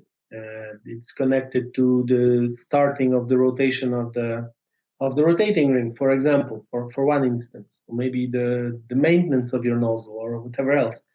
But then you'll see there's plenty of this mist that's hanging, and it's even hanging longer than 3 or 4 seconds. Well, then it means that it has all potential, all the necessary time to evaporate. If it does so, it will provide you great cooling effect, and it will shrink the gases to a large extent. You will not have the water trap problem. Okay, so here's a little bit about ergonomy. You see that the nozzle man, which is actually me in this picture, he's holding the nozzle in front of him. He's not hiding the nozzle here next to his body, because then whichever movement in any direction has to involve all body moving. While when you're keeping the nozzle there, you will just steer with your hands. That's one thing. This is very ergonomic. I'm keeping my hose under my elbow, supporting the hose. I can also grab by the handle, no problem. But I'm also making sure that my nozzle is high. It's in front of my eyes, it's high. I always want to keep my head, if possible, below the smoke line. In many cases, it's not possible, but if there's a neutral plane at the height of my head, more or less, I make this position that I'm lower below it, but I keep my nozzle in the smoke, because once I make a pulse, it's sucking in not air, but the smoke that it's immersed in. So also just small hints to make you understand how optimize your work with the nozzle. And then once we teach with firefighters, we train that, they're saying, oh, I will not use a fog stream because I did this numerous times and I always had problems with steam. And then we're saying, what was your flow rate set on the nozzle? The answer is either I don't know because I never thought about it, or second answer, maximum. Well, no wonder. No wonder. If you want to make gas cooling, you start with the lowest flow rate. When we move to techniques, I will comment on what do I mean by that. Staying still here, you'll see that weight of the body is on the back, and front leg can be searching, or we can walk on both knees still, but trying to make sure that we can lean back in case of any trouble in front of us, like a hole in the floor or something, or anything like that. So here's this, and something that is seen on the pictures, maybe not so important here, but important to other techniques. I have at least 2 or 3 meters of straight line behind me. This will be very important if I am applying water in continuous manner, because if I make short poles or slightly longer poles, it's not a big problem.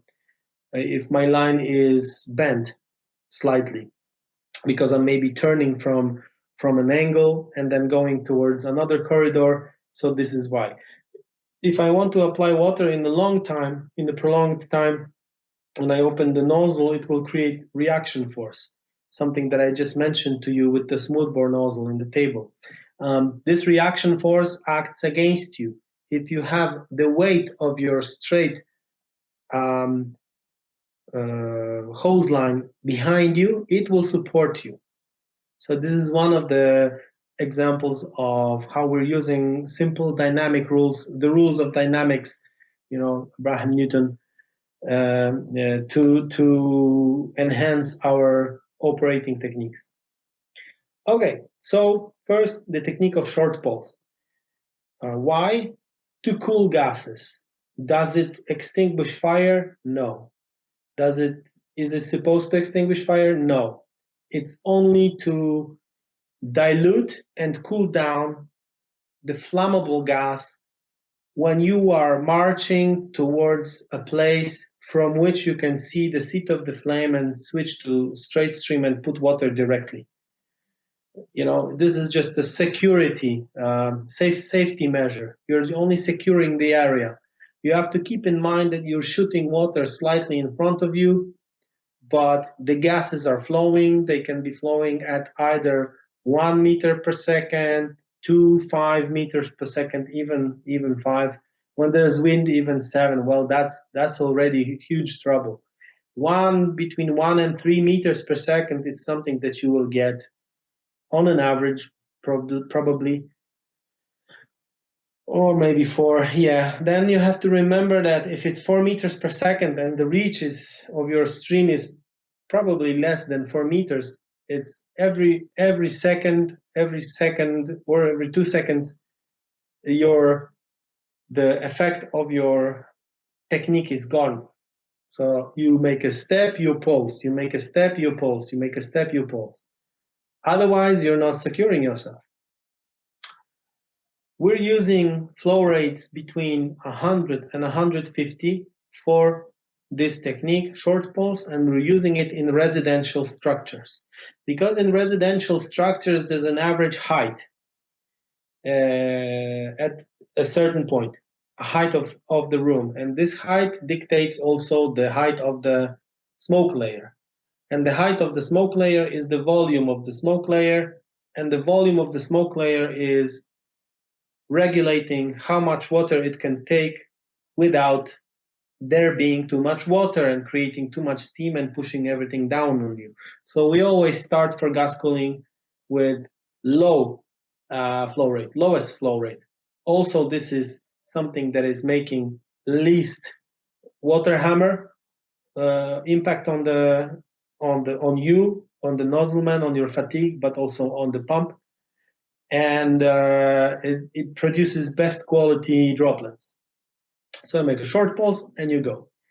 You don't pulse twice. You don't pulse 3 times.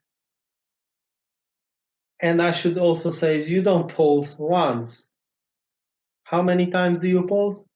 As many as necessary. Usually, but what I'm trying to say, okay, you adjust your pulsing to the volume that you are in, to the compartment size. This is something that you practice to understand on the field in the open. So this is why, again, we are using certain didactic approach to that. But you never pulse twice in the same place, because first pulse already does the job, second does nothing. If you want to pulse twice, pulse left, right, but only if your space is more or less, as you see, like from your eyes, you see in the perspective, there will be water here and water here. Okay, more or less, I have water everywhere in front of me. I'm secure. So this is the philosophy. But I see many times that firefighters do, like in one place. It's not correct. You should not do this. If you want to add more water in one place, make a long pulse. Okay, this is how you should act. Okay, some stages. I'm not sure if you can see water on these pictures. Probably yes, a little bit. Coming from left to right, there's a pulse, and the water is flying off the nozzle and it's hanging. Yes, so more or less, this is what we're trying to achieve. And about angles, we lift approximately 45 degrees off the ground the hose line, and our cone angle is probably around, sometimes I don't know, around 60 degrees, maybe slightly less as well. And this is the effect that we get. Okay, long pulse. Long pulse is a technique similar to short pulse. The reason for applying this is the same. We want to cool gases. We're not extinguishing anything with this technique, but the long pulse we will use in large spaces.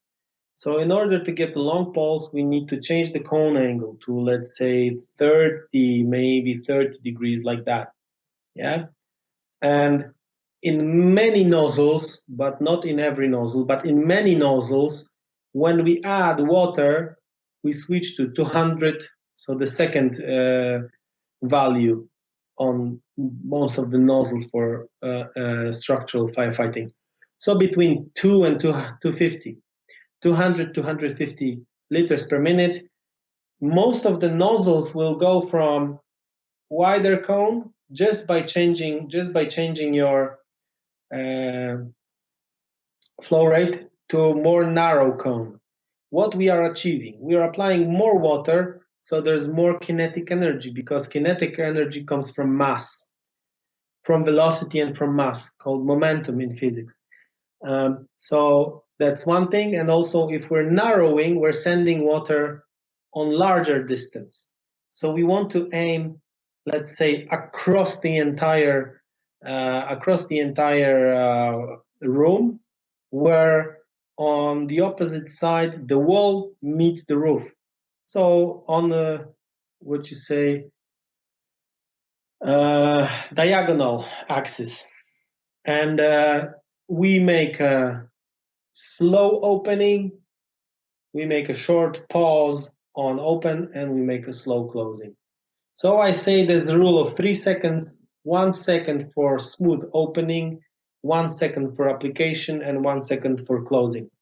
We're not pulsing very abruptly, we're not pulsing very dynamically, because we are using more water. So again, the water hammer is something that we want to avoid. And over here you will see some of the examples of application of long pulse. What I would like to for you to pay attention to is that regardless of the angle I'm taking, the water is never going lower than vertical. It's not falling down. It's always slightly going up, at least slightly going up, by which I'm making sure that it always ends up in the smoke and is cooling smoke. So I'm using close to, I'm not sure if 100%, but vast majority of my water is ending up where it should end up. So this is how I'm making sure. Okay, if you want to apply a straight stream from a stationary position and make sure that you can work there for a number of minutes, you are starting to feel the reaction force. So one of nice techniques coming from our colleagues from the United States, who use large flow rates very often, is called the clamp. The clamp means that you're taking your hand and you're pushing your hose line against your hip.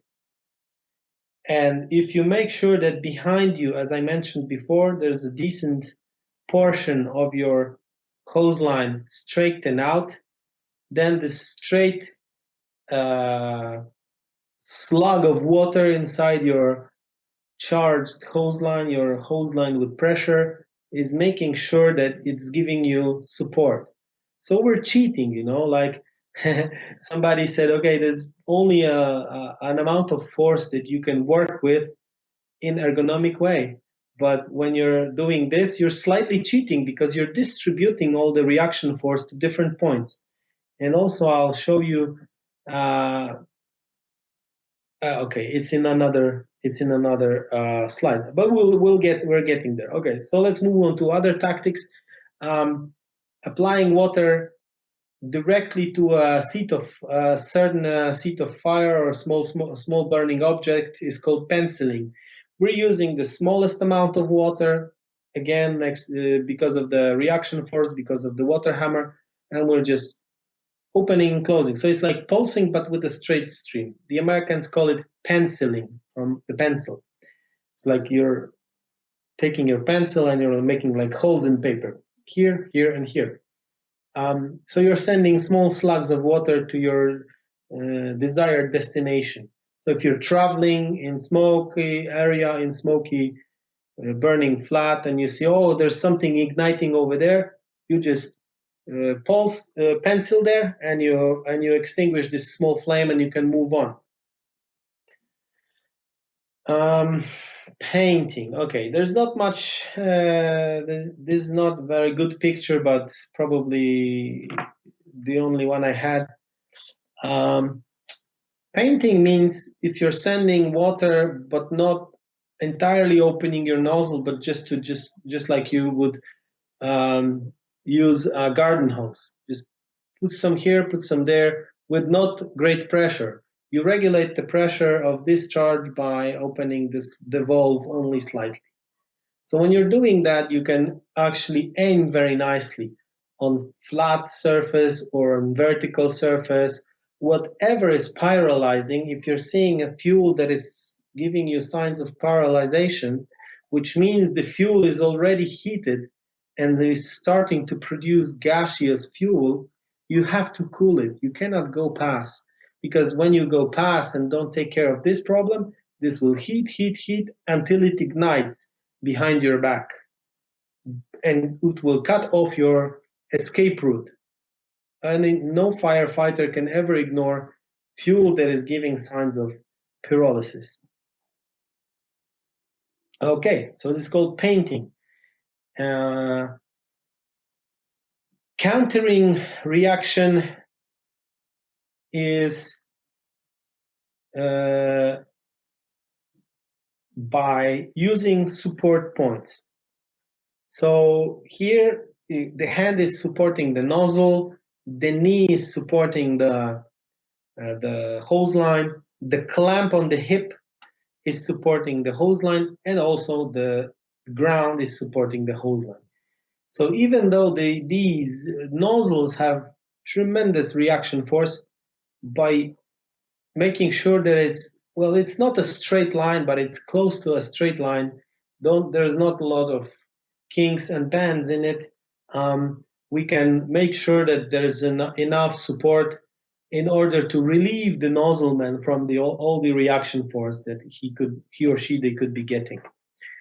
Okay, and then if we want to apply water from a straight stream, there's a number of techniques. We call it sweeping or circling. Yes, it's an O pattern. There are different patterns, but let's say O or zero or circle pattern is something that is easiest to remember. Also, you have to remember that this is an extinguishing technique or fuel cooling technique. But by circling around, you also get resistance of air, and it breaks up your solid stream into smaller droplets. And some of these droplets are really small. So if you really make very intensive circling around, you will get some nice mist or fog, to that matter, as well. But you can also use this O pattern for extinguishment when you're using a cone of water, just like with the long pulse.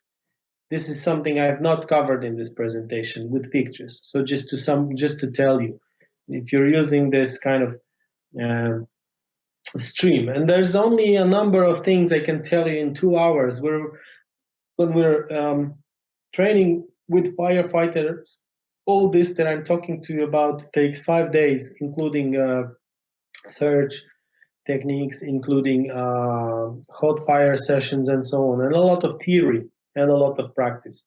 So if you're interested in organizing a course like that with us, let me know. My email will be towards the end of the presentation, and we can figure something out, definitely.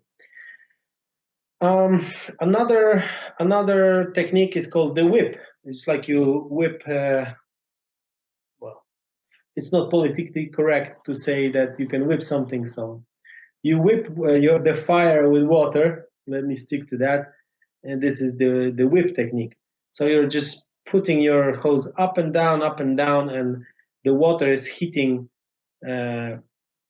heated fuel on the bottom, the ceiling, which is heated, breaking up to smaller droplets, breaking up by the um, resistance of the air. And also this is a technique that helps remove debris from your approach path. And another example, this time from side perspective, how the whip technique looks and how it can be used. Okay, water trap. First of all, what are water traps? There's at least two kinds of water traps that you can create. In both cases, it's based on creation of excess of steam. If you apply your water to an upper portion of the room, then if you take too much water, you will create too much steam. If you add too much flow rate, the droplets that you will create will be larger, but also because you're applying more water in the same time frame, the water will be denser, more dense, and it will coagulate, it will join and create big droplets. These droplets will not stop, will not evaporate in your smoke, will go directly and hit hot surfaces. And they will again evaporate, but will not cool gases, which means the gases will not contract to counter your steam expansion. Normally, it happens when you misuse the technique, when you use the wrong technique or your technique is poor.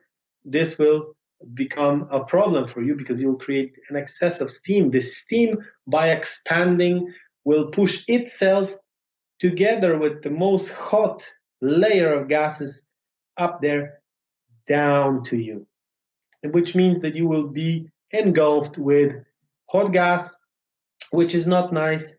But what's even more not nice is hot steam, because you have to understand one thing. When coming back again to the graph from the beginning of the presentation, first part, if the water takes enormous amount of heat to turn into steam upon contact with a very hot object, the steam will give away an enormous amount of heat when coming back to water on contact with a cool object. Now, for water, what's cool? A firefighter. We know firefighters are cool guys, but what I'm trying to say is there's a thermal equilibrium that will act on this. And like the most punishing thing is when you realize your hood is not put correctly over here, yes, or your ears are not covered correctly. You get scalded ears, or you get burns by this, or your wrists. But usually, what feels is first the face, and of course, the face has a very delicate skin, so it's totally not a good thing to experience. Yeah, firefighters are cool guys. Probably that'll be the motto of my speech to you. Okay, second second technique of creating excessive steam. If you apply water directly to what's burning, but you do it without control, you like put water and start pouring water and just pour water and pour, and there's too much water. Of course, the fire will die, but the amount of steam that you created will come to you with a delay. So always be very reserved and careful and apply water slowly and see the result. Apply and see the result. This way you'll not overdo. Because if you've been to a burning room once, or a really hot training session once, you understand what is heat. Heat does not, what's the word? It does not forgive, and it works with the delay. I mean, you have to be careful because the techniques you're using are very effective, but you have to understand in terms of physics what you are doing to the fire. You know, there's a saying in America. What philosophy is there for firefighting? Put the wet stuff on the red stuff. Yeah. Well, as I mentioned, two of my colleagues have PhDs on water, so, and there's plenty more that have PhDs on fire. So there's really a lot of detail to that. And what we're doing with CFVTPL is trying to, first of all, understand all this and then translate this into uh, unquestionable, safe methods of work, easy to apply for firefighters in split seconds. Firefighters who are cool guys. Okay, then we can spend a day or two talking about hose lays. Yeah, if you want to prepare to lay your hose quickly, you can use your Cleveland load or your basket, zigzag form. Zigzag is good for flat hose, for empty hose, just to quickly lay it on like a staircase or something. But your Cleveland lay, or the coil, or snail as we call it because it has this shape like like a coil, is something that is very useful for gathering in one place a surplus of charged, means watered, hose line ready to advance and easy to advance into a flood. So it's a perfect solution for any residential fire. And it looks like this. Because it's round, it does create some pressure loss, but not terrible because it's not really bent or kinked. And also, if you have a surplus of this, an excess of this, like on the bottom picture, you can pull it inside with you. Or you can place it next to the wall. It doesn't take a lot of space. It's really a very good way of arranging your hose line. And we're working also with arranging with hose management. So this is another thing that we're doing that I will not cover in this presentation because it's again another class for a day or two. But just to give you a hint, if you haven't, of course, heard about this, please check Cleveland load. It's because it's coming from Cleveland, from firefighters from Cleveland. And also another nice load is Denver load, which can be converted to Cleveland. Again, I will not cover this here, but just to give you some things to research on, and then just drop me an email and then we can exchange some experience on that. Then when we are applying water, we also have to remember that there's a certain procedure. Well, we are not using the word procedure in Poland because it implies too much, but out there in the world, people are using the word procedure. So door entry procedures is something that we are also considering when there's an indoor swing door, so inside swing door. In order to be able to control the door, we're using lines or I'm not sure what the word is for this in English. Like in the high rescue equipment, those loops, basically, I think loops. We tie them quickly with the tie knot on the handle, and by this the team is working. So the nozzleman is applying water inside, and and the helper is controlling the door. So he opens the door, they put water inside, and he closes the door, and they wait, and they take a second to analyze. Okay, what did I see? Okay, there was a room, more or less. What was the size of the room? What was the smoke? What did I read from smoke? We also do smoke reading in classes, or be safe method for fireground size up. So they apply water inside, and They wait and then make a decision. For this, there's also an algorithm of action. Another useful technique, especially if you have to pull a very heavy hose, or you're pulling your hose on your own because your partner is doing something else in the meantime, is the leg pull. But when we're doing the leg pull, we have to remember that it's causing us to take a certain position.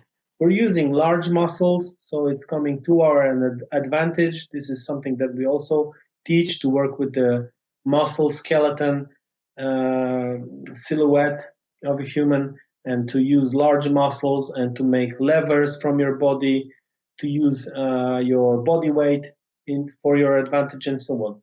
But when you take this position, you immediately create a risk of creating a situation like on the right side. Then you're kinking your hose, it's bent.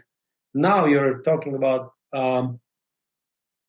significant pressure loss, and at the same time you are losing your flow rate, and at the same time again you are threatening that your hose will burst.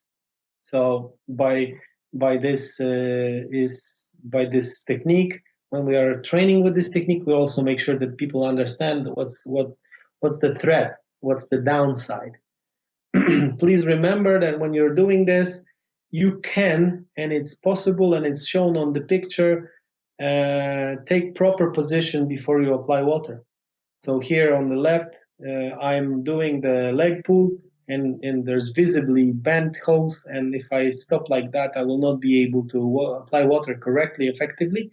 But I just take it between my legs and lean towards, and make sure I already know how to do this after probably hundreds of hours of practice, to apply water to the front. So here. Okay, what else? If you're working with a hose line, on top you will see two firefighters that are close to each other. It's not good, because the firefighter should always have his nozzle slightly up. If the firefighter has the nozzle slightly up, he can easily maneuver to any side. But if the firefighter is too close and is lifting the hose, the nozzleman has to struggle, use his force to bring his extinguishing line up. Now on the right, you see that the helper keeps some distance, actually is taking the hose line over the hip, and is driving the hose line down and keeping it with his hand, one hand or maybe two hands. In that case, he is helping for the firefighter in front to keep the hose up naturally. So it's a totally another way of cooperating. So there's also great amount of detail on this side of training. But when we're talking about another nozzle when there's huge reaction force, like on the bottom, now we are remembering that there's another technique. Now they are leaning against each other. Because of the great reaction force will come, the nozzle man is only operating and slightly advancing, but the entire work of pulling, the pull horse of this technique is the helper. He has to use his biggest muscles, which are the legs, the tights, and to advance the hose line, because of the great reaction force. I'm sure you were familiar already with the external water attack. External water attack, sometimes called softening the target, hitting it hard from the yard, or whatever other funny names are given to it. It's a good technique to initially knock down a fire that is venting through the window, that is spitting through the window. Just what you need to remember is, if you stay further away from the building, your angle will be such that your water will not immediately hit the ceiling, but it will slide on the ceiling. So it will not be dispersed properly in the room. Now, if you move closer, to the room, but to the building wall. But you also have to be careful because there may be objects falling down. So just be aware, but move closer when you're hitting it. This angle is not good. This is the ceiling. This is my water. If it's like that, it will slide. It will ricochet. If it's more like that, of course not that, because this is how sprinkler works, but like that coming from a window, it will disperse into plenty of droplets. It has great potential to initially knock down any fire that is venting before or while the interior attack is being carried out, but be aware that it's only working in this room and not in adjacent rooms. So it will not do any good for adjacent rooms. And for any room that you have, 10 to 15 seconds is probably more than enough to knock down any fire. If you're applying water longer, you're creating water loss. If you're applying water longer, you're not helping in any other room. So just apply water and see what's going on. Wait a bit. If the fire is returning, okay, you may apply water again, but not continuously. And again, remember that with any fog that you're using, you're actually hydraulically ventilating. This is the topic that I covered in the tactical ventilation lecture. Depending on the flow rate that you select, between 100 and 500, you can push or pull out, to that matter, as much as between 13,000 cubic meters per hour to 25 nearly 1,000 cubic meters per hour, which is equivalent to a small PPV fan, so positive pressure ventilation fan.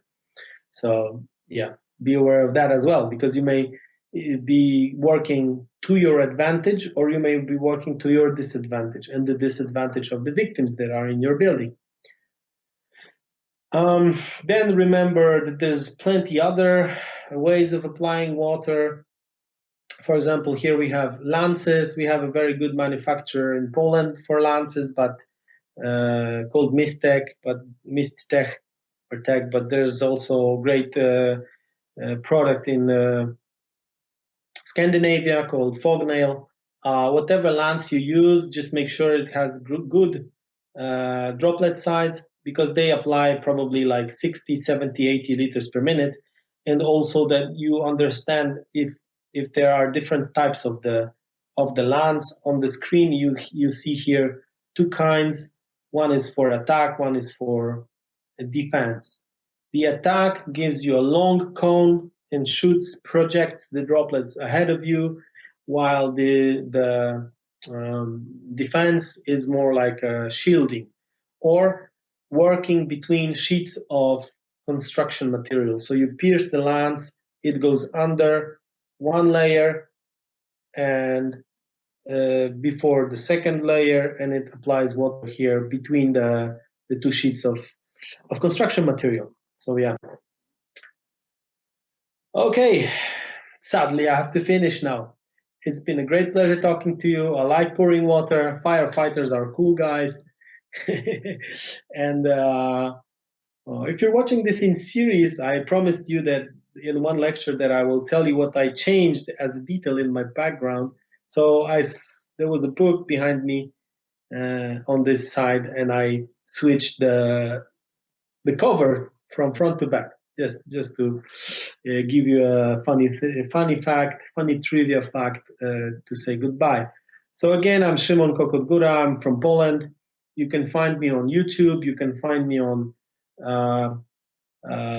Twitter, but most commonly I'm active on Facebook, on CFBTPL. And thank you for your attention. Tell me your questions via email, and I'll be more than happy to answer them. And if you want to train together, drop me an email. I'm sure we can figure something out. So respect to all firefighters around the world, and it's been a pleasure talking to you. Have a great day and have a safe service. Take care.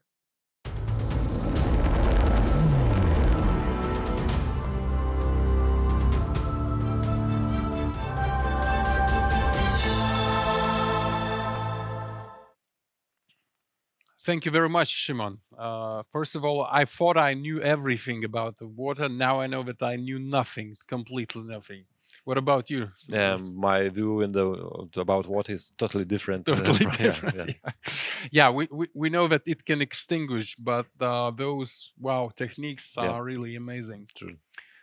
Yeah, and now let's talk about a bit sad topic. Baltic Fire Forum was never afraid of touching sad topics, but this time it's a disease. It's a professional disease. So I'm talking about the cancer among the firefighters.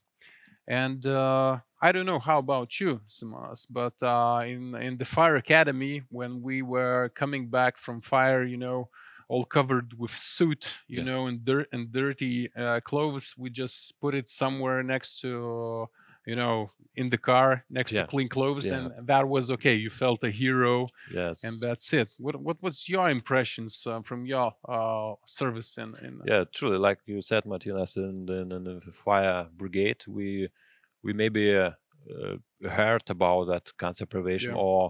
or about that how harmful is Mm, extinguishing fire without all those special equipment, yeah, or exactly. and cleaning Hmm.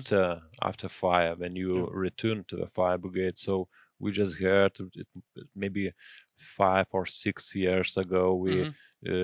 we saw a specialist Hmm. from, I think, maybe Netherlands or Yeah. United States of America. I can't remember The now. Netherlands, I Yeah, yeah, remember yeah, the yeah. one firefighter coming. He was he made that presentation. Hmm. It was Yes. truly good, and it was like our view totally like changed. Yeah. Yeah, you live like in a reality, but do not understand Yes. and do not estimate the Yeah. amount How of near is that? cancer Yeah. cases. How near Hmm. is that? Yeah. Unfortunately, though that we know a lot, we do still a little. Yes. That's why I would like to hear from Alexander Łukawski, the firefighting instructor from CFBT Poland, to hear more about the cancer and prevention measures to prevent this disease. The stage is yours.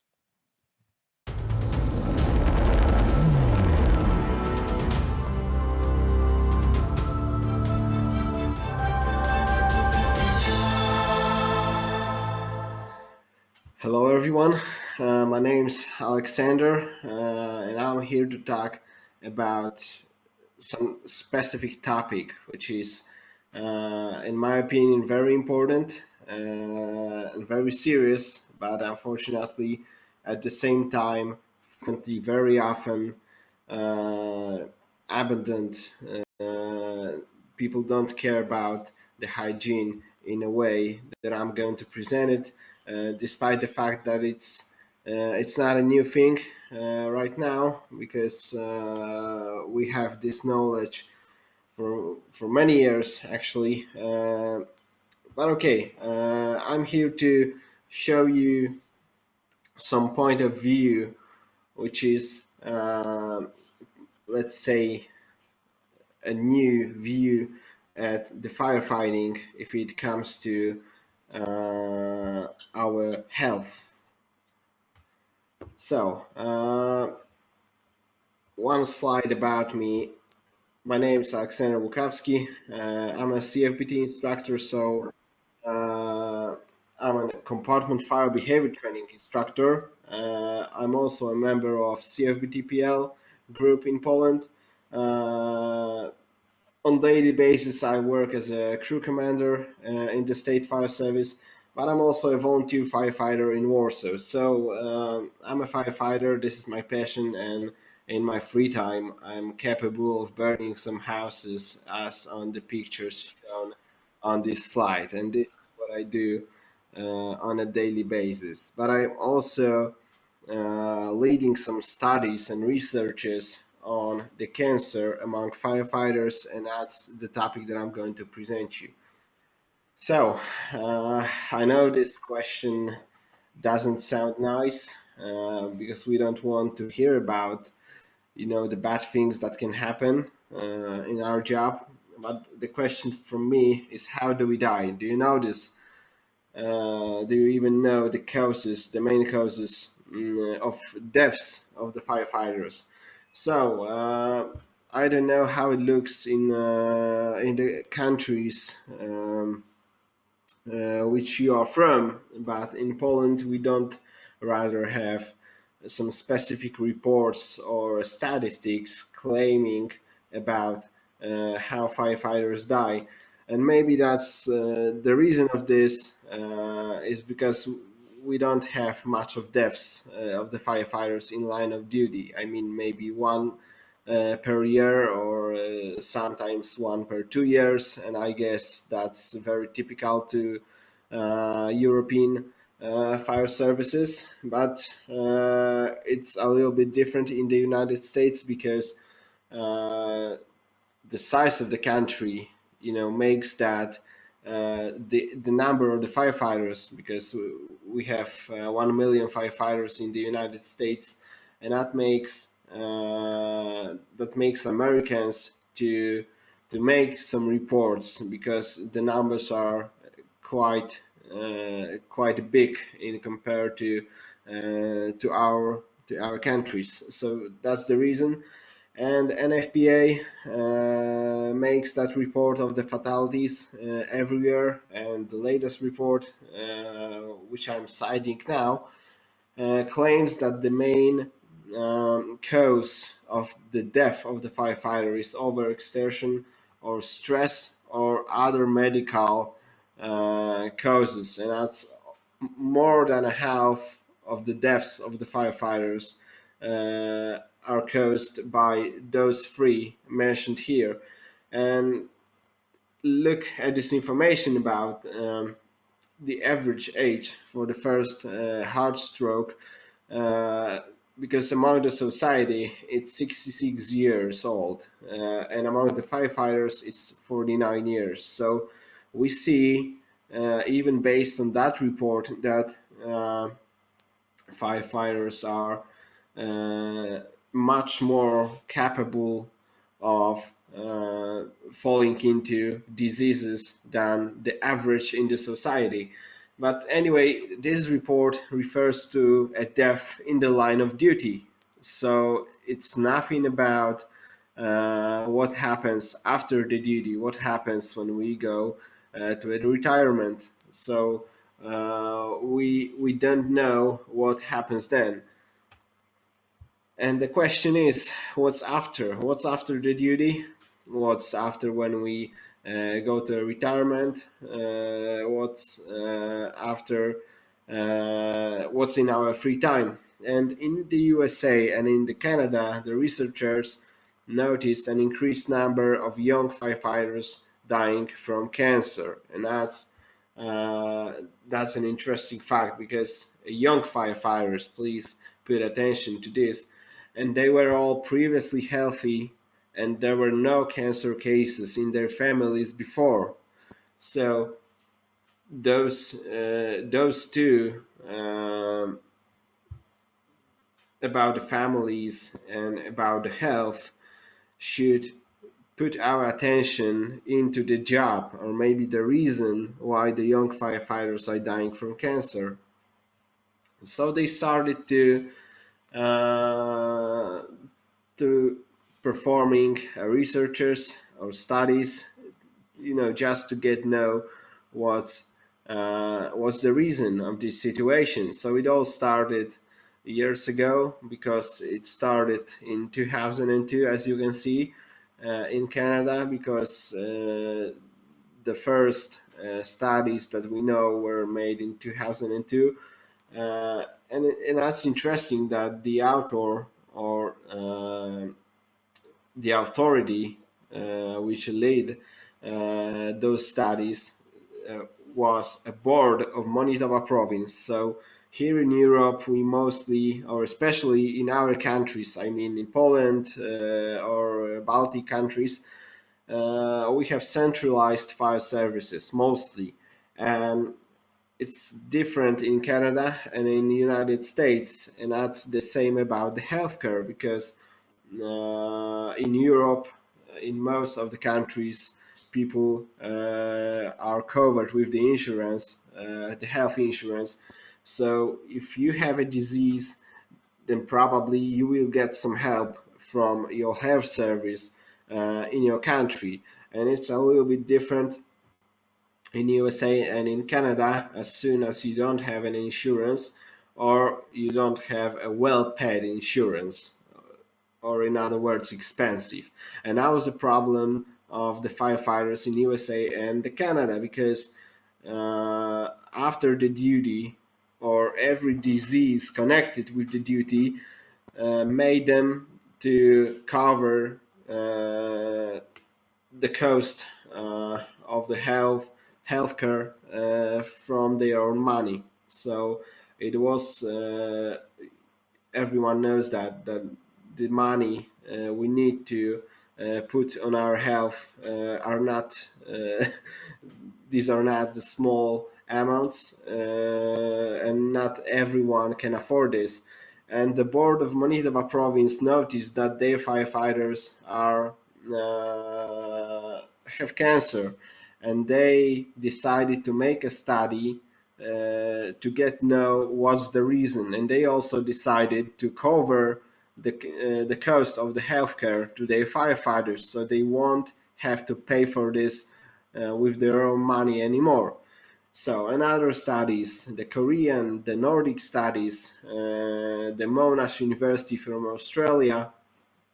So many studies and researchers made for years. And the question is, what's the result of this? And the result is that in some places and in some conditions, 60% of the firefighters dies from cancer.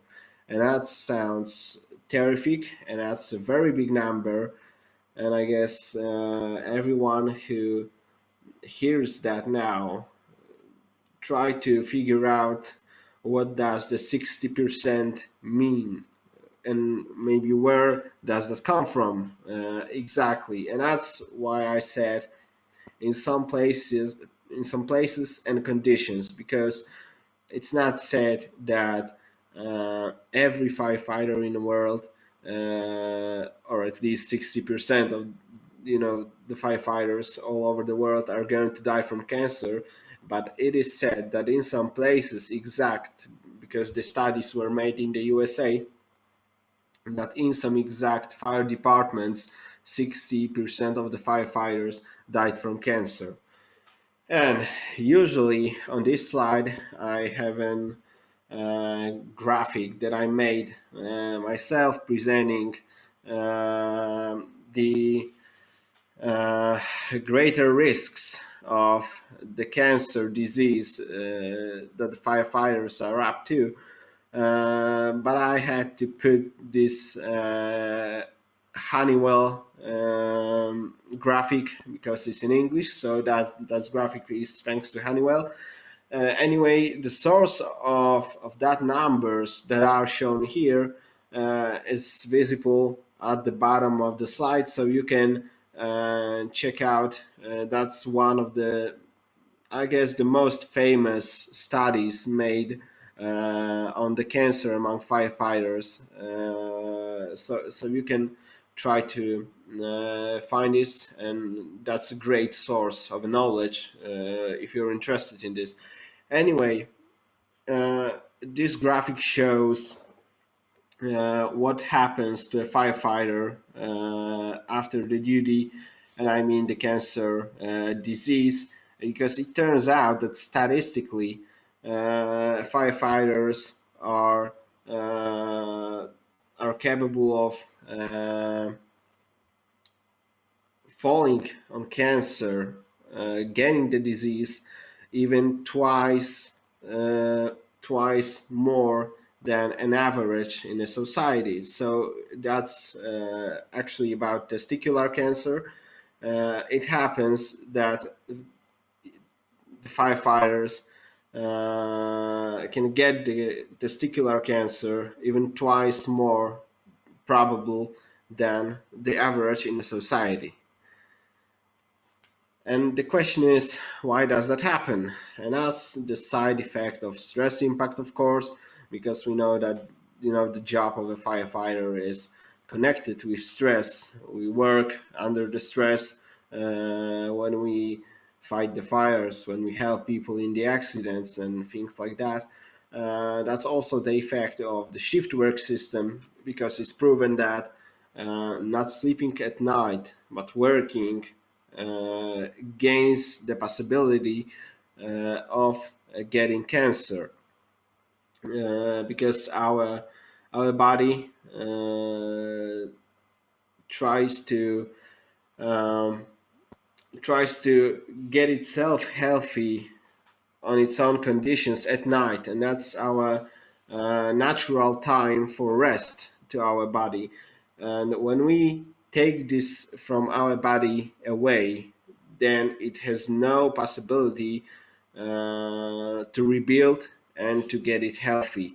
So that's why the shift work is mentioned here, but mostly the smoke, and that's what you see here is a table of chemicals presenting smoke, and that's the smoke from the wood, because this is also based on studies, and that's also, you can see the source here. I will speak about IARC later, so I won't say about this now.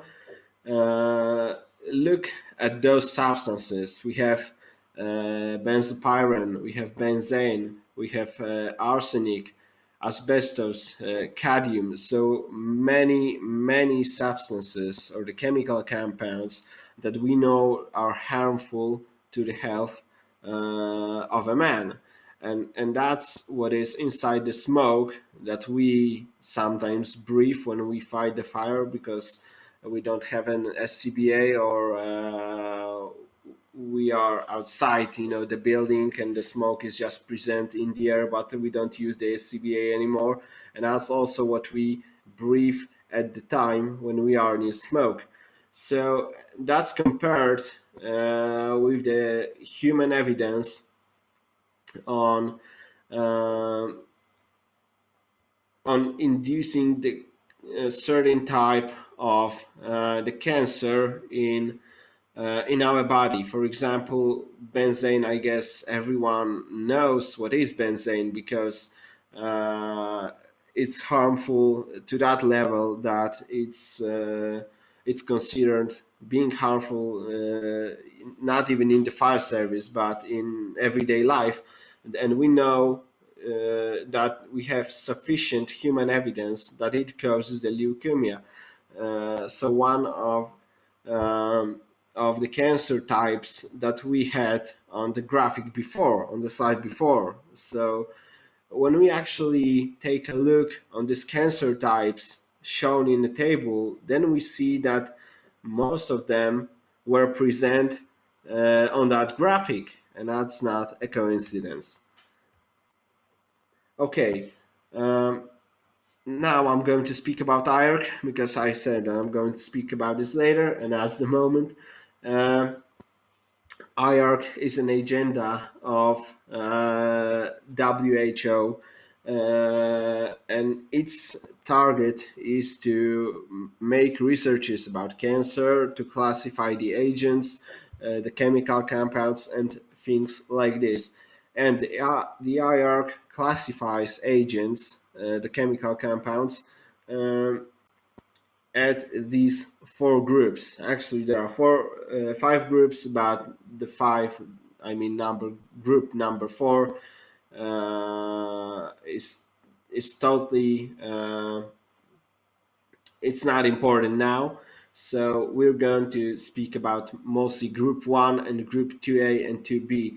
So the scientists from IARC classified the agents to those groups. And for example, the group 1, and these are the agents, 120 agents, which we know for 100% that are carcinogenic to humans.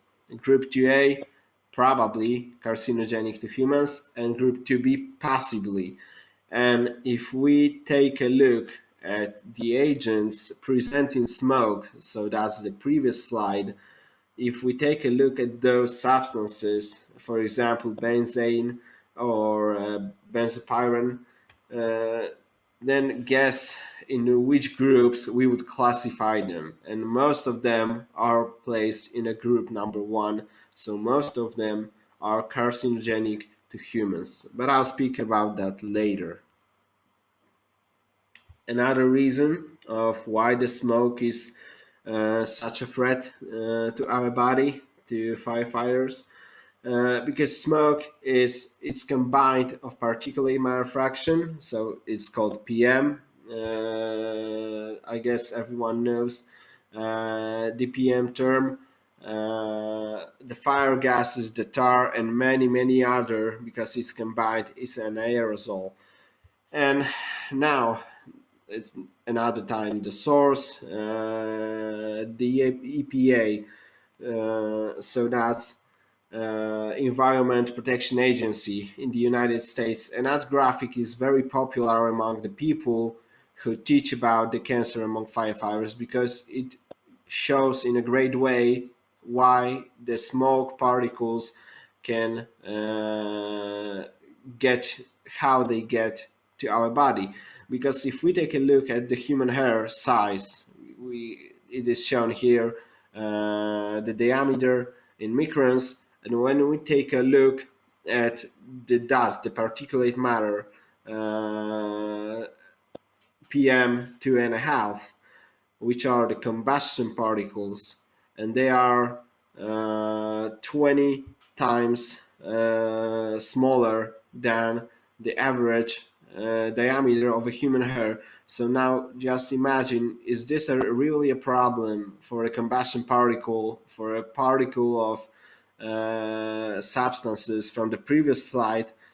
Is this so hard to get into our body? Because it shows that it's really not. That it's actually quite easy, because if the particle is 20 times smaller than our hair, it's not a problem to get through our skin. Another one, synergy effect, and that's the graphic comes from one of the friends who is also trying to raise the cancer awareness among the firefighters, and it shows in a great way the synergy effect to a normal man, not a doctor or an engineer or a scientist, because thanks to it we understand what it means. Because in toxicology, the synergy effect refers to multiplication of the effect of the impact. So if we have a benzene, for example, which is carcinogenic, because we know this, we have enough evidence for this, and we have another compound which is also, for example, carcinogenic, it doesn't mean that in touch with those two we have the risk of getting cancer at the same level as we would get in touch with those substances separately. Thanks to synergy effect, it happens that contact with two compounds is not, for example, twice worse. It may be even 4 times worse or even more, and the possibility of the toxical impact on our body is much more bigger than of the compounds impacting on our body separately. So in other studies, because we work in protective gear, right? When we attend to the fire, I guess that's the only one institute so far in the world, even, which is capable of performing those screening tests, as far as nothing has changed, because I may be mistaken, but I believe this is the only one so far. They made studies using the firefighter who was wearing full protective equipment, SCBA, the helmet, the firefighter hood, the boots, and etc., etc. Things like this. and the firefighter was told to make a typical things a firefighter do in a fire. So he was told to walk on the floor, to lay on the floor, put some stuff around, and he spent there about half an hour. And this yellow dust, which we see on the picture, is actually a silica powder, and silica powder is visible in UV radiation, and that's what those studies were about. But that's let's get back to the title of this slide. How do we absorb compounds from smoke? So these studies were focused on determining the ways of absorption of the compounds to our body, because we know that we can inhale the compounds from the smoke. So far, we can we can absorb it through the digestive system, because when we are in smoke, the particles are placed on our tongue, on our mouth, and when we, for example, drink something or eat something, then the particles get to our digestive system, and then to inside of our body through the digestive system. And the question was about the skin. Is the skin really a problem when considering the absorption of the particles from the smoke? So look, this is how the firefighter looked on the UV screening pictures before walking inside this chamber, this room with the silica powder. And this is how the firefighter looked after the exposure to the silica powder. So despite the fact that the firefighter was wearing a hood, that he was wearing a helmet, his entire neck is covered with the silica powder, because we see it flashing right now. So it turns out that the hood is not enough protection from the particles present in the smoke. And I also didn't mention that the size of the particles of the silica powder were chosen specifically to be as the same as the size of the smoke particles. So that was aimed at PM2.5. So that's the chest before the screening and after the screening. Please pay attention to the places where we have our SCBA on the back, when we are where the cloths are not that loose, because these are rather the tight areas. But our clothing, our turnout gear is layered gear, so it's much more heavier than the hood, and that causes the absorption of the particles, so they penetrate the clothing rather worse than the hood. But anyway, we still have a lot of dust on the hands and on the lower parts, for example on the stomach. And now time for the legs. Now, of course, the pictures after the screening, so we can see how many particles of this silica powder concentrated on the legs of this firefighter, despite the fact that he was wearing, obviously, the pants. But pants are quite loose, so the smoke could easily penetrate them, and the particles concentrated on his skin on the legs. Of course, the places where there were the boots, where the firefighter, where the boots are not covered with powder, because the boots are also layered construction PPE, so they absorb the powder, the smoke particles. And the question is actually, by the way, is this good that the our gear is absorbing these compounds? Because on one side it's good that we don't have the smoke compounds on our chest, for example, because the compounds are concentrated in our jacket, for example. But on the other hand, it means that these particles are inside our clothing, and this clothing is now also dangerous for us when we consider the amount of the compounds concentrated inside the layers, inside the moisture barrier, mostly because it's quite heavy and porous. So absorption through skin and other studies, just to show you another threat of the skin absorption.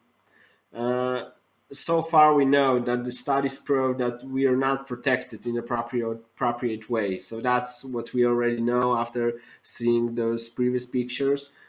And it's proven that we should put more attention to hygiene, turnout gear change, and washing them after every fire. And that's what I'm going to speak later. But I hope that some of you figured that out, that the clothes after the exposure, consequently, if they have a concentrated particles inside, maybe inside the moisture barrier, they should be washed.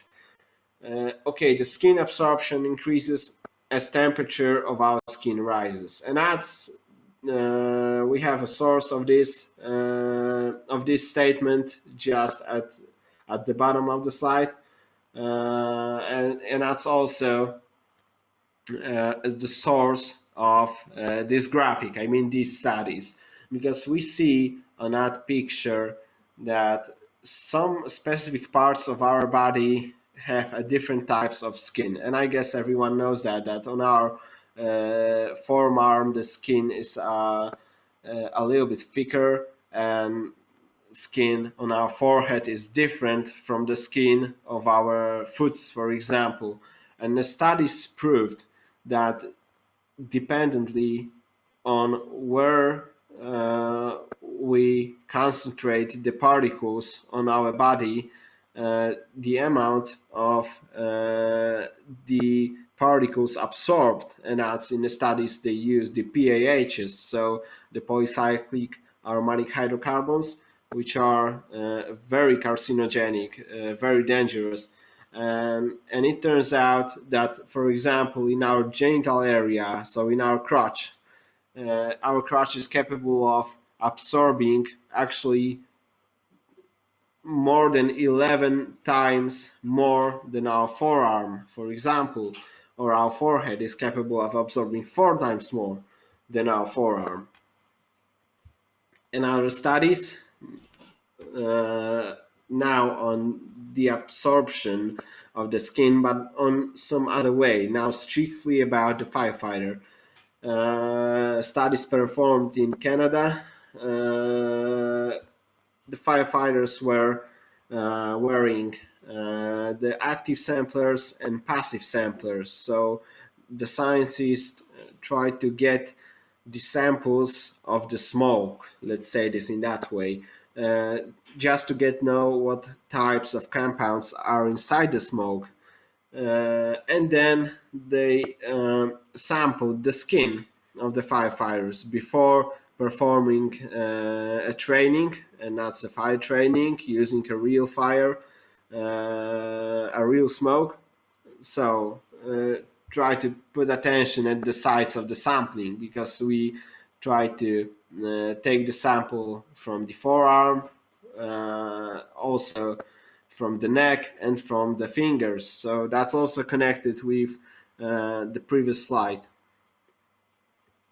Okay, so another one, as I mentioned, they performed a fire training. They also, because I haven't mentioned that, they also were sampled for their blood, and as a result, sorry it's not translated, the first thing at the top, the first graphic at the top, is the screening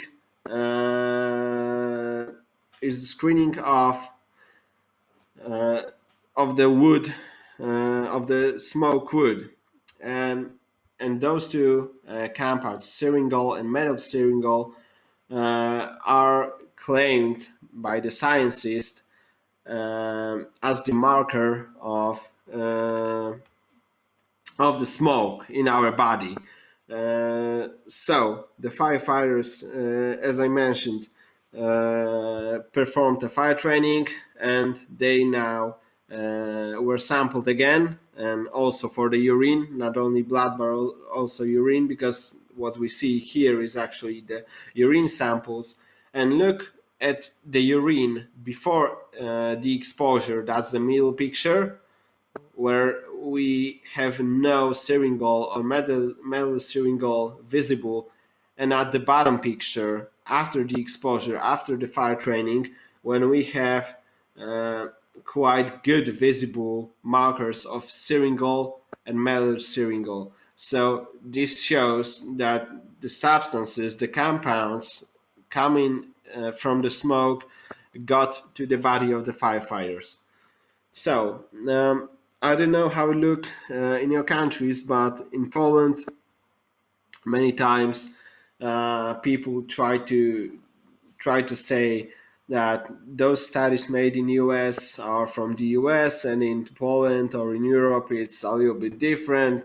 I don't know, suggesting that maybe we have different fires or different smoke. I don't know why they say this, but we had to make some studies in Poland also, so people, just to have the evidence for people that this threat is real also in Poland, not only in the America.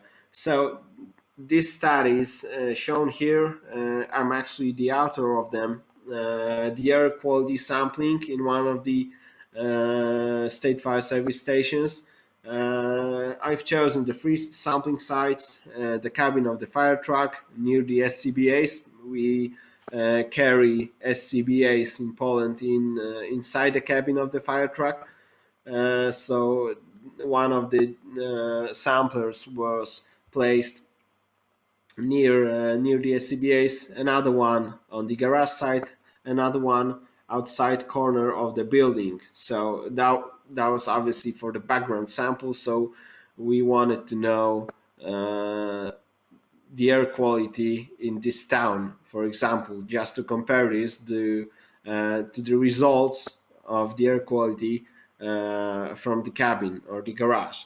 The sampling period, 519 hours, so 3 weeks and 15 hours.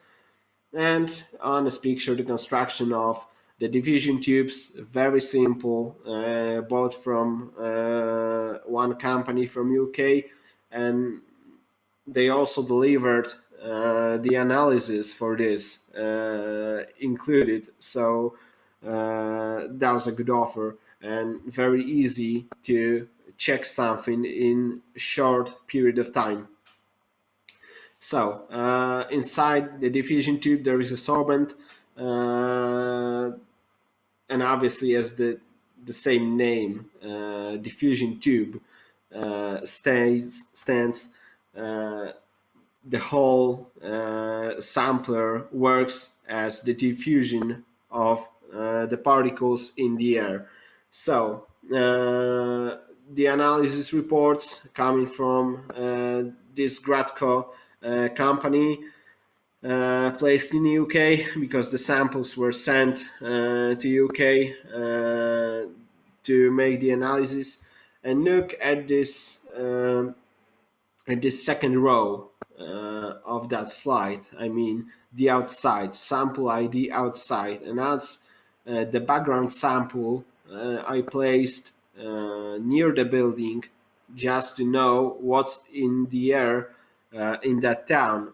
And actually pretty nothing, because the first one, hydrazine, is probably that's probably some mistake of the laboratory or error, because it's not It's not in the air normally outside the laboratory. It's not present in the air normally in normal conditions, so that's probably a mistake. But the toluene and orthoxylin at very small amounts, so the air was quite clear, let's say, and the object of the sampling were VOCs, so volatile organic compounds. And now, the fire truck cabin, now we see something much more than only two compounds. And starting at toluene, meta and paraxylene, benzene, orthoxylene, also benzene or itself, not only in the compounds, but many compounds concentrated in in greater amounts than in the air of this town. So in the background sample, garage site, the same thing. Even bigger concentrations of some exact compounds specified at the top of this table.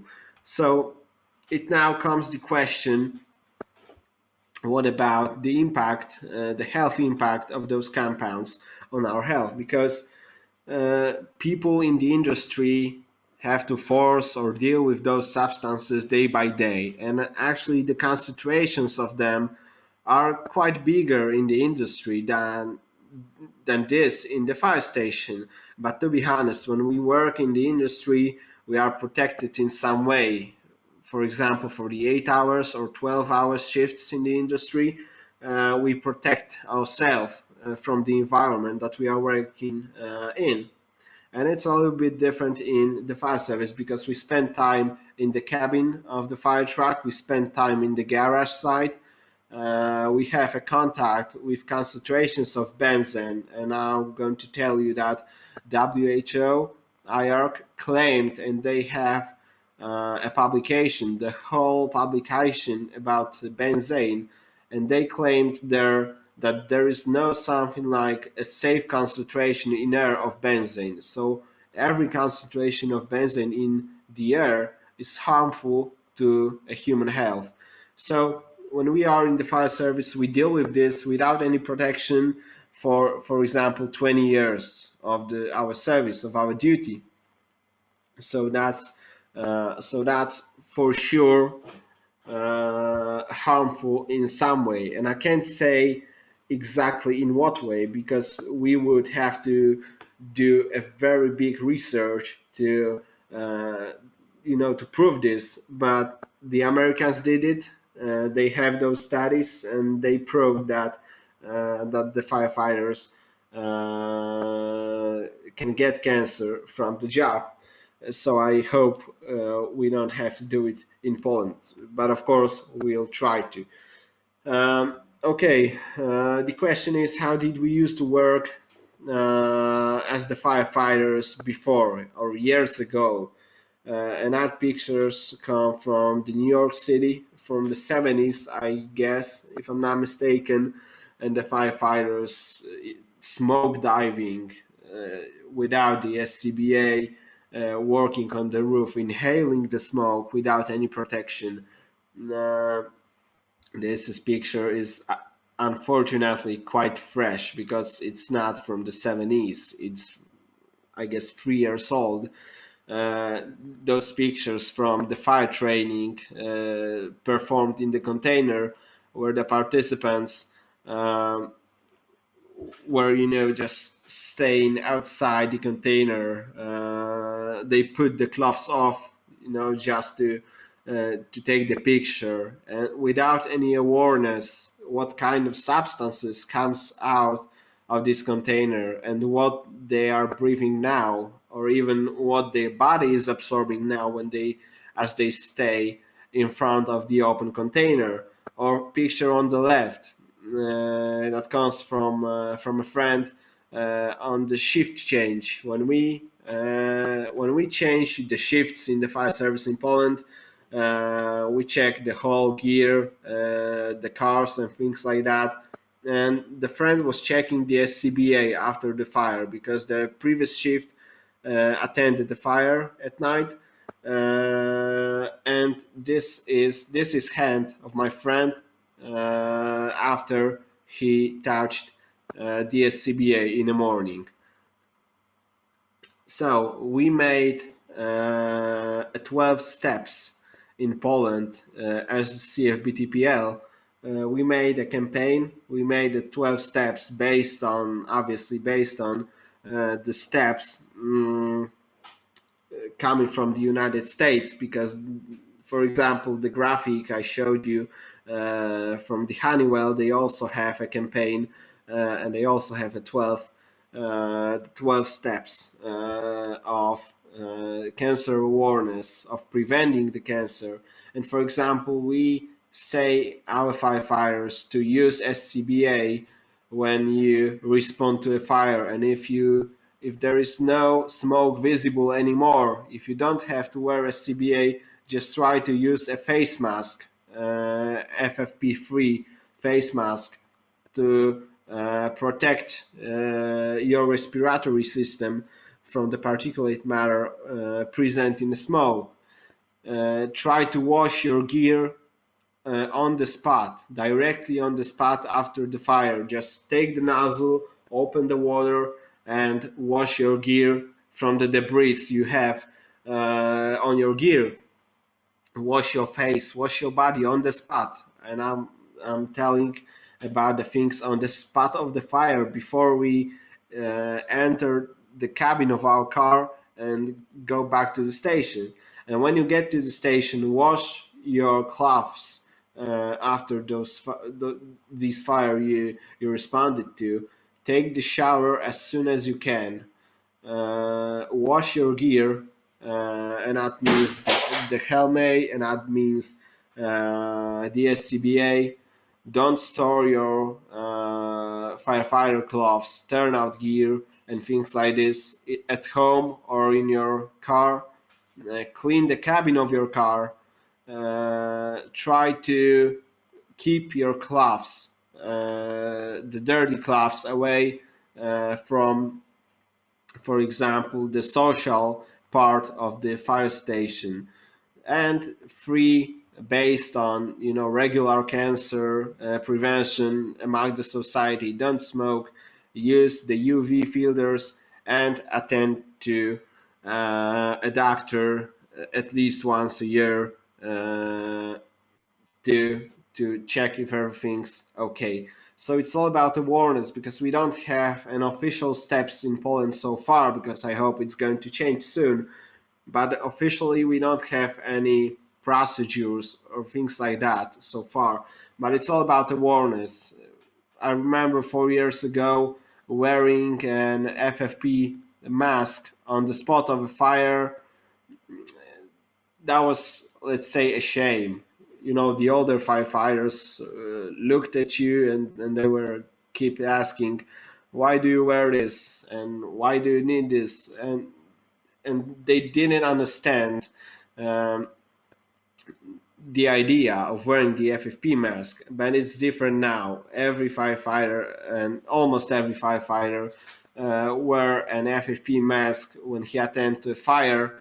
And as you can see this on the pictures, it's cool to have an FFP mask, and it's cool to show this on the internet that you have the FFP mask. It's cool to show on the internet, on Facebook, that you care about yourself, that you care about your body, that you care about your health, and it's nothing bad. It's nothing bad. People now tend to show this to other firefighters. So the question, how is done in other countries? In USA and Canada, as I mentioned, those countries are working in a little bit different way than our countries in Europe, but they had to do something to cover the healthcare, at least the healthcare, for the firefighters that have to deal with cancer. And they did this, of course.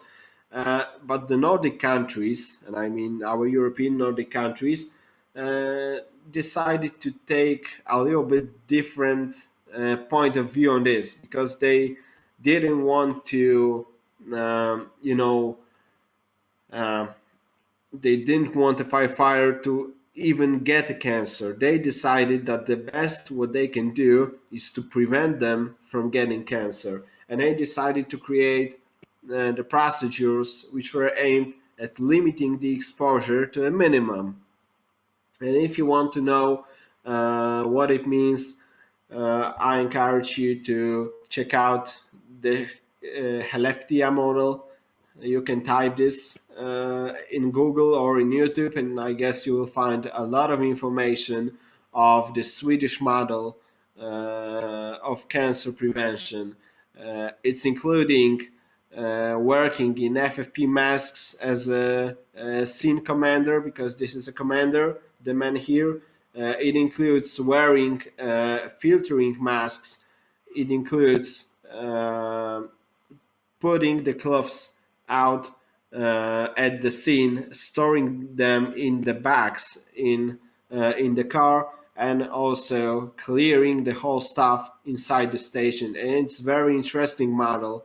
So I encourage you to type this in YouTube and check this out to see how our Swedish friends figured it out. And the question is, does it work? Because when you watch this video, you see that it's almost perfect, and it's hard to get this thing in real when you attend to real fire, when you respond to a real fire. And these pictures that I'm showing you now are all made by myself personally when I was in Sweden in one of the MSB schools in Revinge. So the question, does it work? Yes, it works, because those pictures that I took myself show that it really works in Sweden. And in that school, because I was there for a week, and for the whole week, after every fire training, the whole gear was washed and cleaned in these special devices. Let's call this in that way. Does it work? Part two. That's also this school. The area of the fire school divided to the dirty and the clean zones. So we have another compartment to store the dirty cloths, the cloths which were, for example, in the fire container, and we have another compartment when we store the cloths which are, for example, wet just because it was rainy of that day, and we have to make it dry. So we don't store that clothes in the same room. We store them separately. So after the classes in that school, every student put his clothes inside that hole, as you can see this on the picture, and the clothes are washed in a washing machine, industrial washing machine, and the next day you can get it again dry and ready to work again. So you may say the school is founded by the government, that they pay them, that the government gives them money so they can afford almost everything.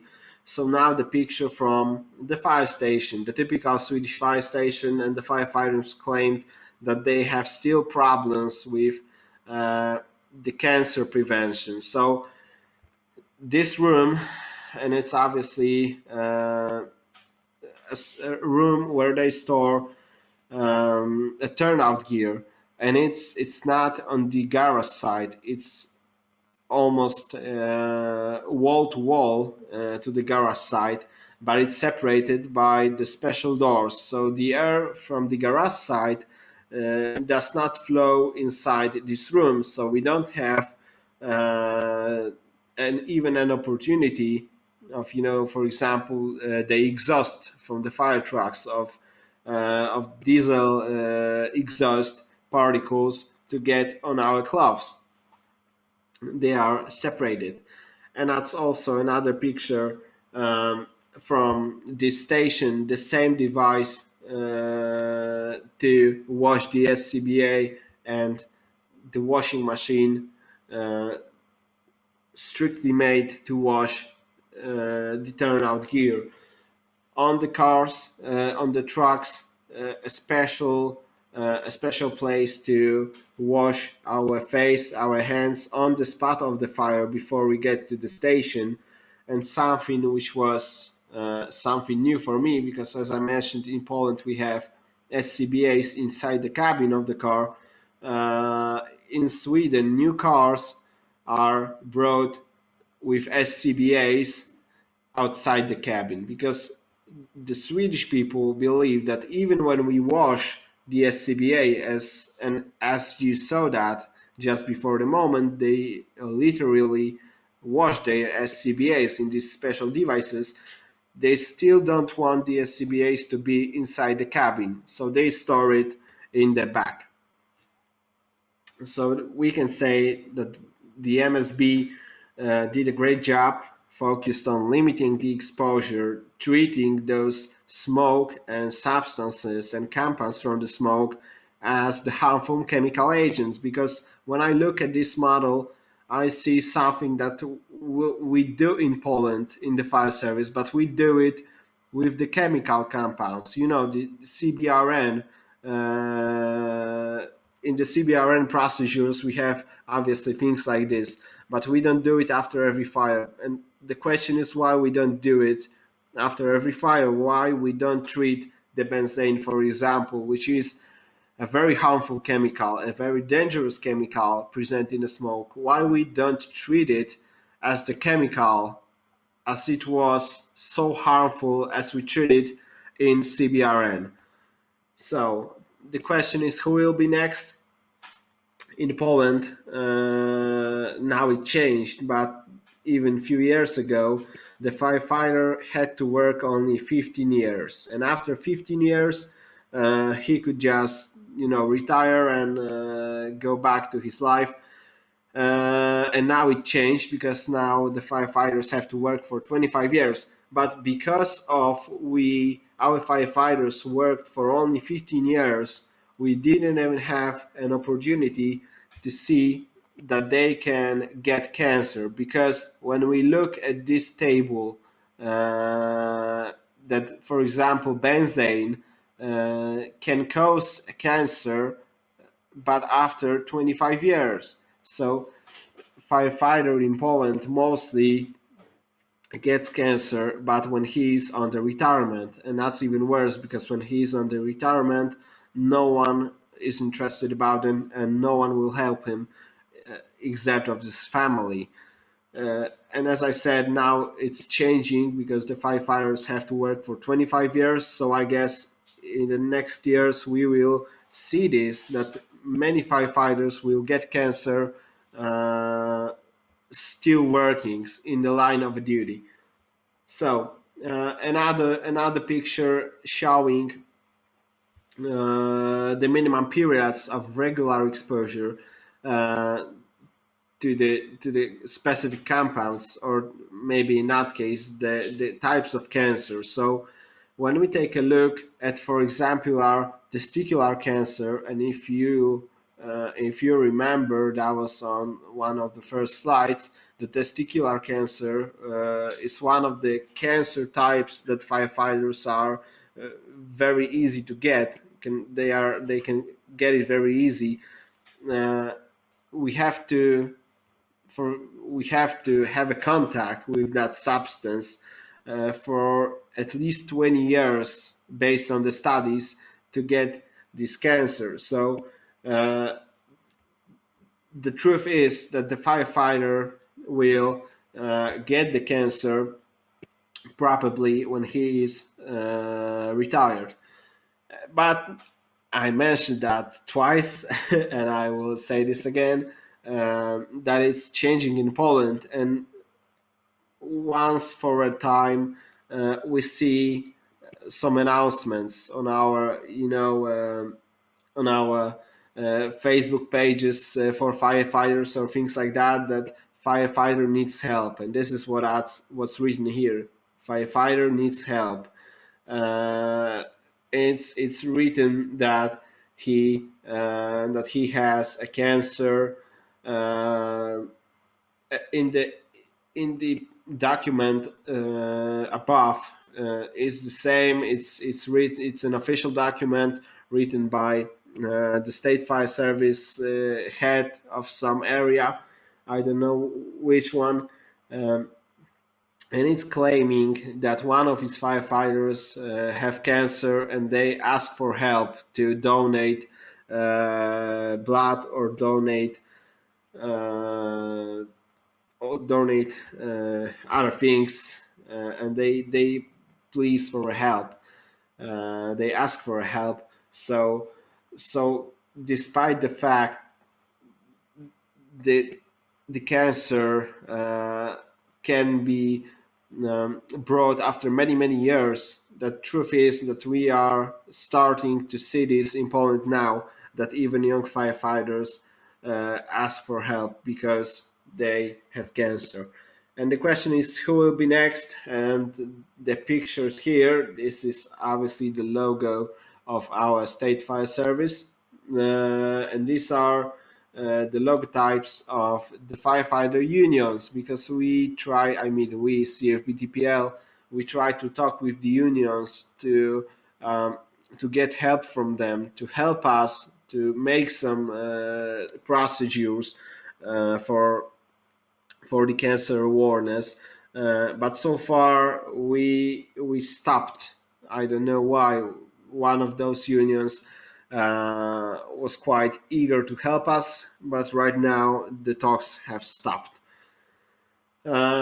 Anyway, not even looking at those unions, we have started our own campaign. I mentioned that on the beginning of the presentation, and we have even a honorary patronage of the head of the State Fire Service. So we try to get to firefighters. We try to reach the firefighters by our own, to gain their awareness, to warn them about the cancer and about what may happen in the future.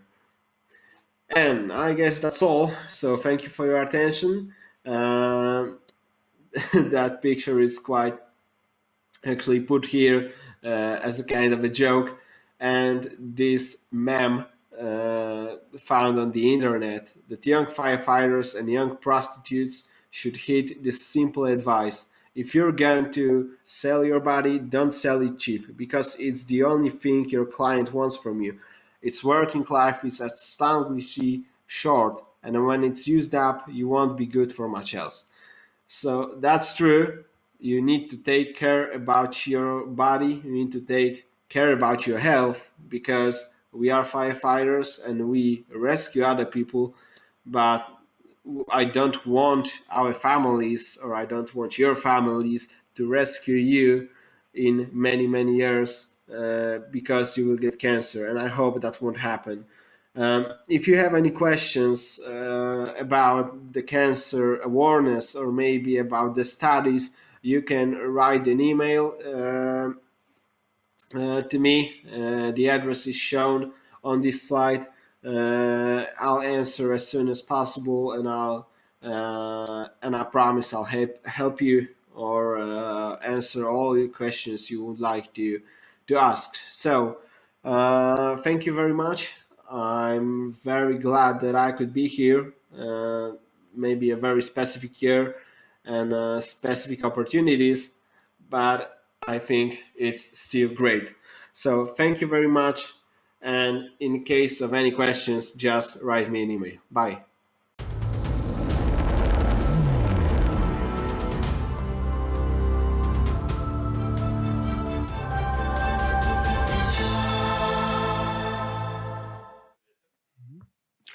Thank you very much, Alexander. This is really worth knowing. Actually, the prevention, and one more time, prevention. Sure. Because this time, if prevention is not kept, it will cost lives, and lives of our colleagues, firefighters. Yeah, and it shows, Martinas, that if you are all in that black dust, you are not superhero. You maybe are intoxicated. So it's really Yeah. Especially through the skin. I do understand that this is the first way. Of course, lungs and skin, these are the first main factors which should be protected. And let's just protect each other. If we see another one, behaving not so good. Let's just have an attention Yeah. one for all. Okay, we're having next topic. The problem, which is in every city, all the parking lots, all Oh, yeah. the ways next to the buildings are so much crowded with the cars that fire engines and the automatic ladders cannot get Yes. to the Yes. point. Yeah. Yes. What about you? What about your service? How did you manage those problems? Yeah, truly, Vilnius is a good example. Hmm. It's a big city, I think, big, not even in Lithuania, big Yeah, in quite big. Europe. Yeah. So problem to reach the building for firefighters, like it was everyday's problem, because, like I said, it was those urban territories where in the building process there was thinking about there will be that number of people, that number of cars. Yeah. So reality It's nowadays old is days. It's not reality. totally different. So yeah, to reach, you are like going to the fire and thinking you will reach that building Or not. or not. Yes. Yeah.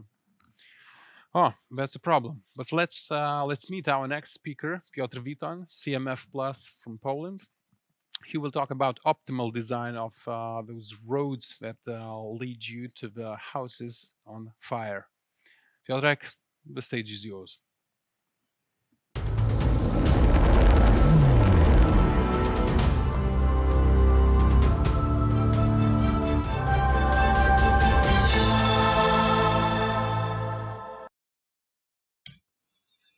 Good morning to you. Thank you for the invitation. My name is Piotr Witon, and I will have the pleasure to present you with a lecture on important recommendations related to design of fire routes. The lecture will also be addressed to firefighters who use fire routes during rescue and firefighting operations. The content of the lecture is based on my own experience while working as a firefighter officer in Poland, and also as a fire safety expert, while cooperating with architects in the design of buildings that require a fire route.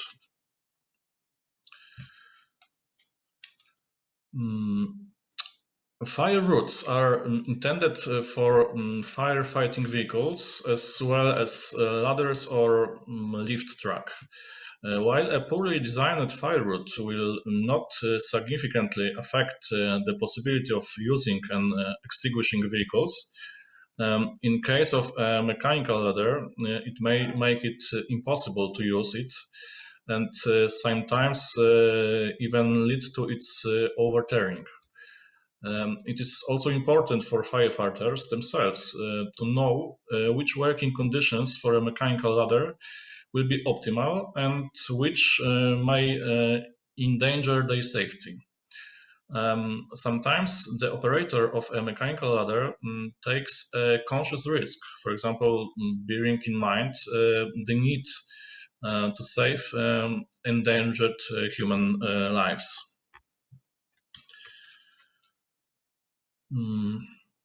During the preparation of the materials for this presentation, I analyzed the available regulations from several European countries on the requirements for fire routes. In the following, I presented those of them which I found the most interesting. What regulations should a fire route meet in Poland? I will briefly outline it. The route must be between 3.5 and 4 meters wide. It must end with 20 meter by 20 meter maneuvering area, or have another solution allowing the vehicle to turn around without reversing. There are allowed sections from which reversing is possible, but not longer than 15 meters. The road must be able to withstand a vehicle axle load of 100 kilonewtons, and its longitudinal gradient must not exceed 5%. The outer radius of the curve of the road shall not be less than 11 meters.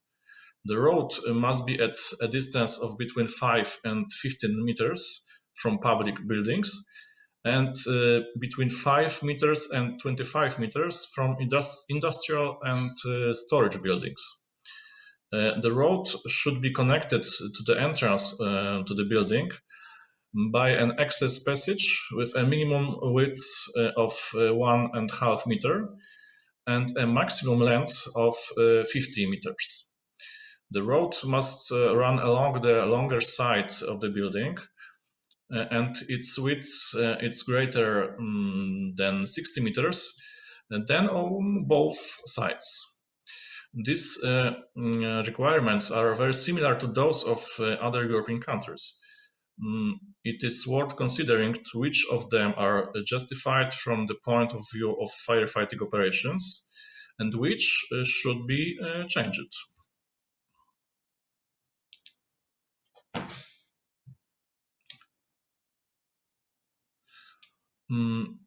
One of the specified parameters of the fire route is its maximum longitudinal slope. In various countries, it ranges from 5% to 10%. And now a question, what slope does the ladder manufacturer allow?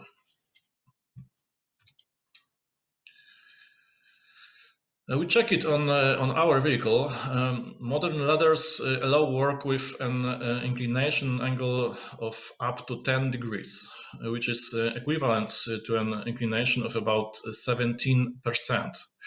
Of course, it should be remembered that in case of a high slope of the road, an unfavorable wind, the ladder can automatically limit its range of operation.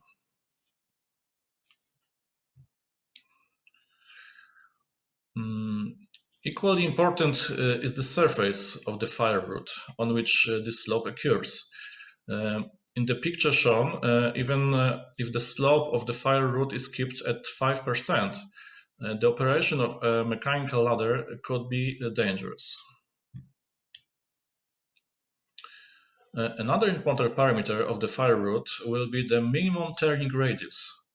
It is particularly important for longer vehicles, for example, a mechanical ladder. In Poland, the smallest radius of the external curve of the fire route cannot be less than 11 meters, with minimum width of the road 4 meters. For example, in Spain, the smallest radius of the external curve of the fire route must be at least 12.5 meters, with minimum width 7 and 2 meters.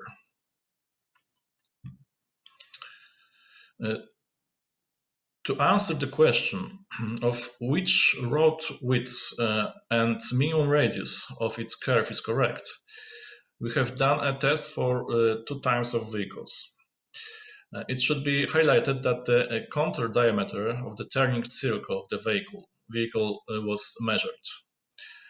As a result of experience, it was found that the road width of 4 meters and its radius of 11 meters are sufficient for short bends, whereas when the angle exceeds 40 to 50 degrees, the wheels of the vehicle start to move out of the designated border road line.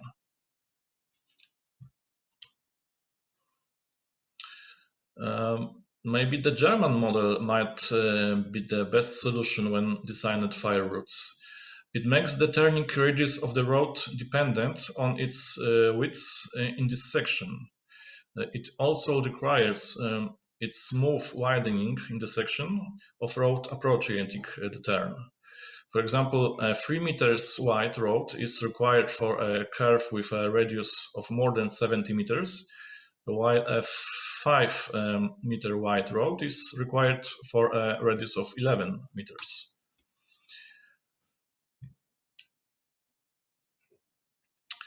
It should be remembered that even when a fire route is designed in accordance with the provision, but the provision is met in a minimal way, and other aspects are not generally taken into account. These fire routes may not fulfill their rule. As can be seen in the pictures, the passage of the mechanical ladder is in such conditions, despite their compliance with the regulations, may be difficult.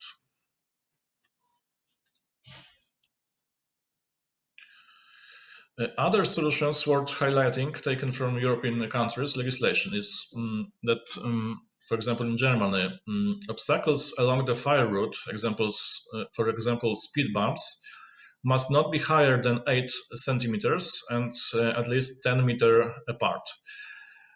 Another from Germany is that at a distance of up to 8 meters in front of and behind the crossings, all terrain slopes are inadmissible. Also in German, walls and ceilings of communication routes, passages, must be fireproof. For example, in Spain, the maximum allowable slope of the route, of the fire route, is 10%. And in Lithuania, roads and squares must always be free, marked and secured with fences up to 20 centimeters high.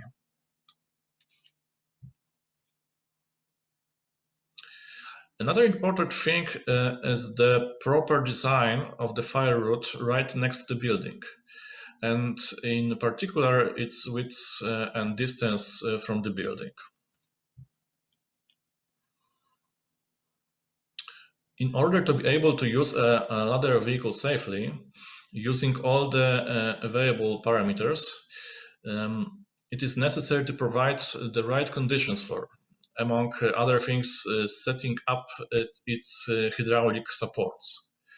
The supports must be laid out on firm and flat ground, must not rest on manholes, and should not be used on soft ground. Also, obstacles located within the road border or, for example, parking cars may disable the full extension of the hydraulic supports.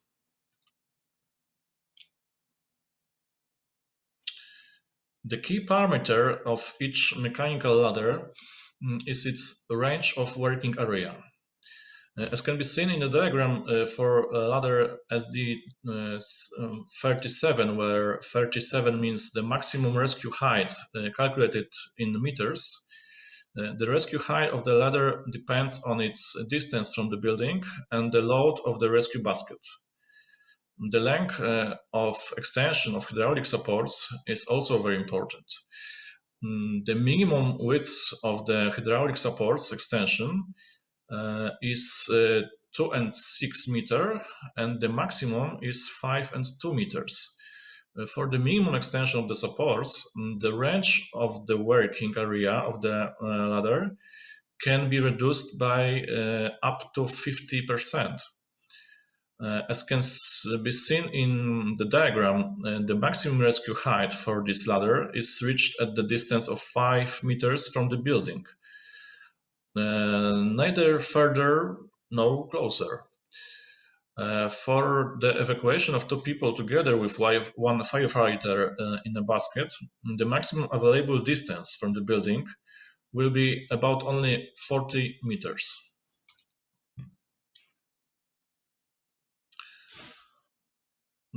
Let's see what the regulations in each country say on this subject. For example, in Poland, the distance from the fire route to the public building should be between 5 and 15 meters. The distance from the fire route to the warehouse building should be between 5 and 25 meters. The width of the fire route next to the building is 4 meters, regardless of its height and purpose. For example, in Spain, the road next to buildings over 9 meters should be at least 5 meters wide. The maximum distance of the fire route from the building is for buildings up to a height of 15 meters, up to 23 meters, Buildings between 15 and 20 meters up to 18 meters, and buildings over 20 meters up to 10 meters.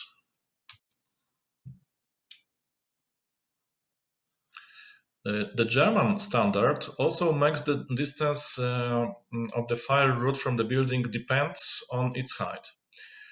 For buildings between 8 and 18 meters high, this distance must be between 3 and 9 meters, while for buildings over 18 meters high, this distance is between 3 and 6 meters.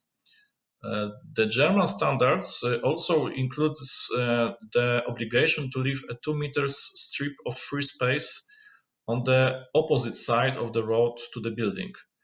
This is a great importance from the point of view of free maneuvering of the ladder's arm, because when it rotates, the back side of the ladder extends beyond the outline of the vehicle.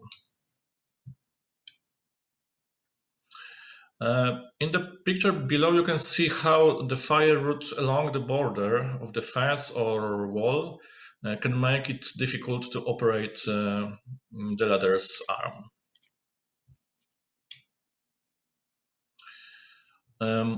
Most provisions also point to the obligation to provide free space between the fire route and the building. In Poland, for example, between a fire route and the wall of the building, there must be no fixed land use elements or trees and bushes more than 3 meters high, preventing access to the facade of the building by means of lifts, track, and mechanical ladders. This obligation should also apply to the space above the road. As you can see in the picture, in particular tree crowns or power or tram lines.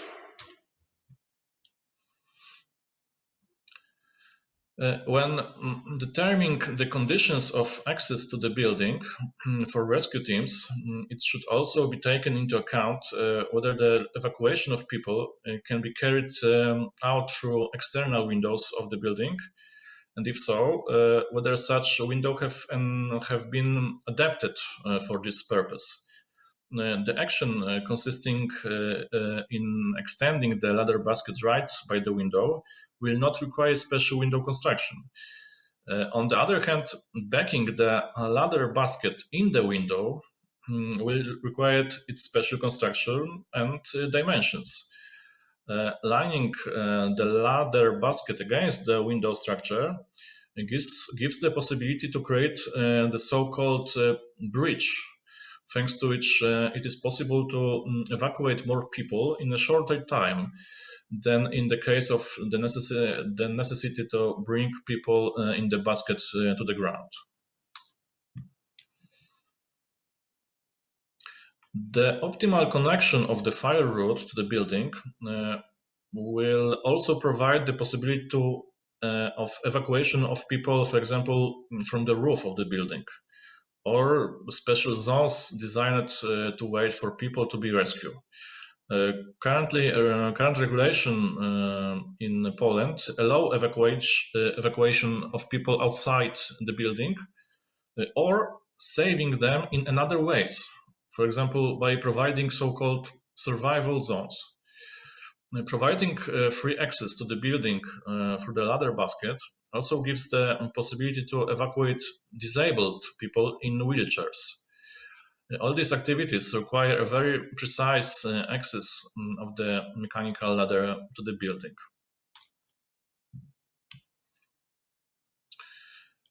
Another important parameter of the fire route is its load capacity. Most of MIT standards set minimum requirements for the axle load of a vehicle on the road. In Polish regulations, it cannot be greater than 100 kilonewtons. These provisions also result from general resistance requirements for public roads, and in most cases they are easily to meet. The problem which is not often seen in standards, is the routing of the fire route along the ceiling of the building. For example, above the underground garage. The standards specify the parameters of the ceiling on which the fire route is routed only because of the movement of fire vehicles. Why they don't indicate any restriction, for example, in relation to the use of a mechanical ladder. During its use, the hydraulic supports are extended and the whole weight of the vehicle is supported on them.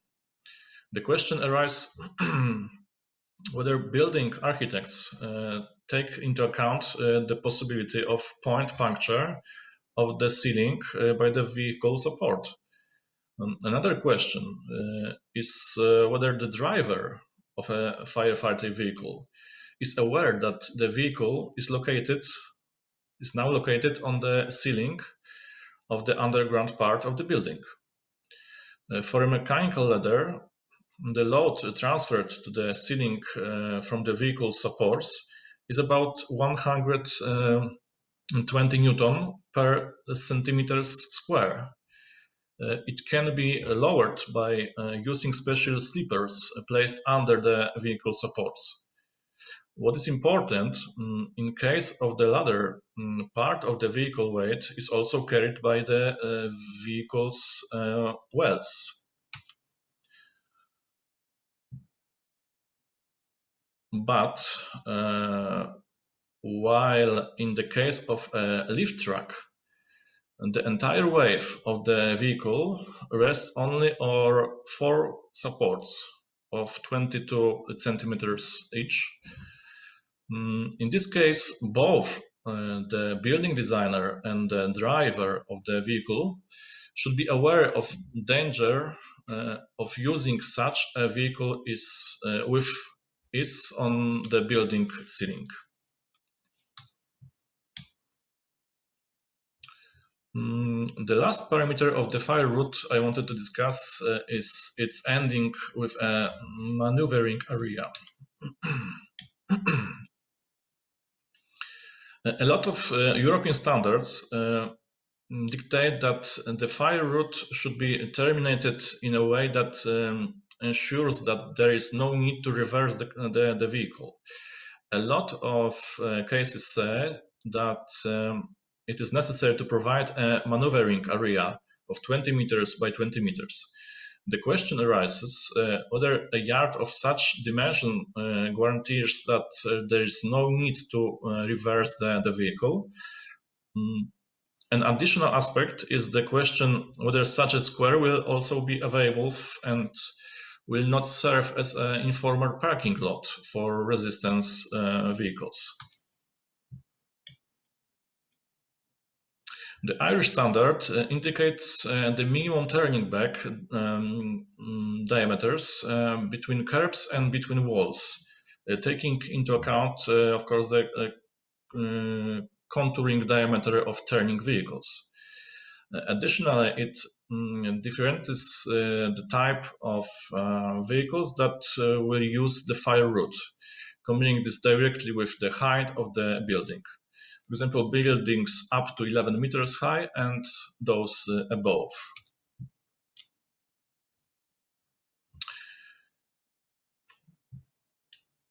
We have a film now.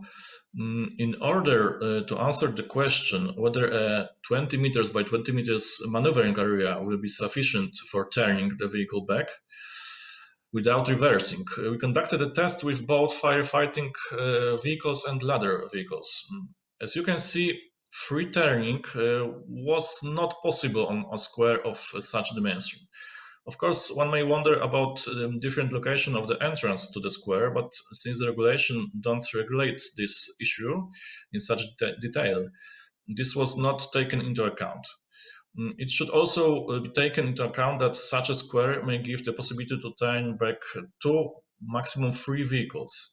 The rest of them blocking the exit road from the maneuvering area will have to reverse the vehicle in order to allow the exit from the square.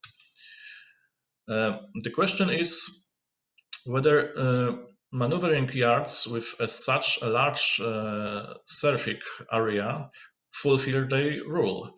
We try to determine a different shape of a maneuvering yard based on the letter T.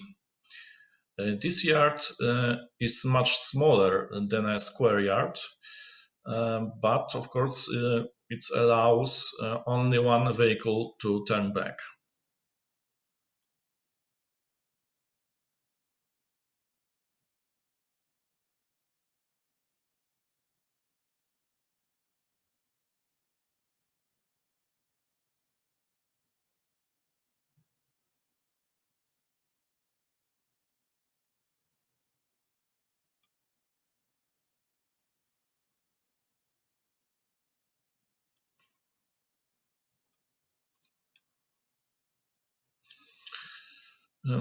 On the basis of tests for various vehicles, we were able to determine the shape of the square to guarantee safe turning back of the fire vehicle.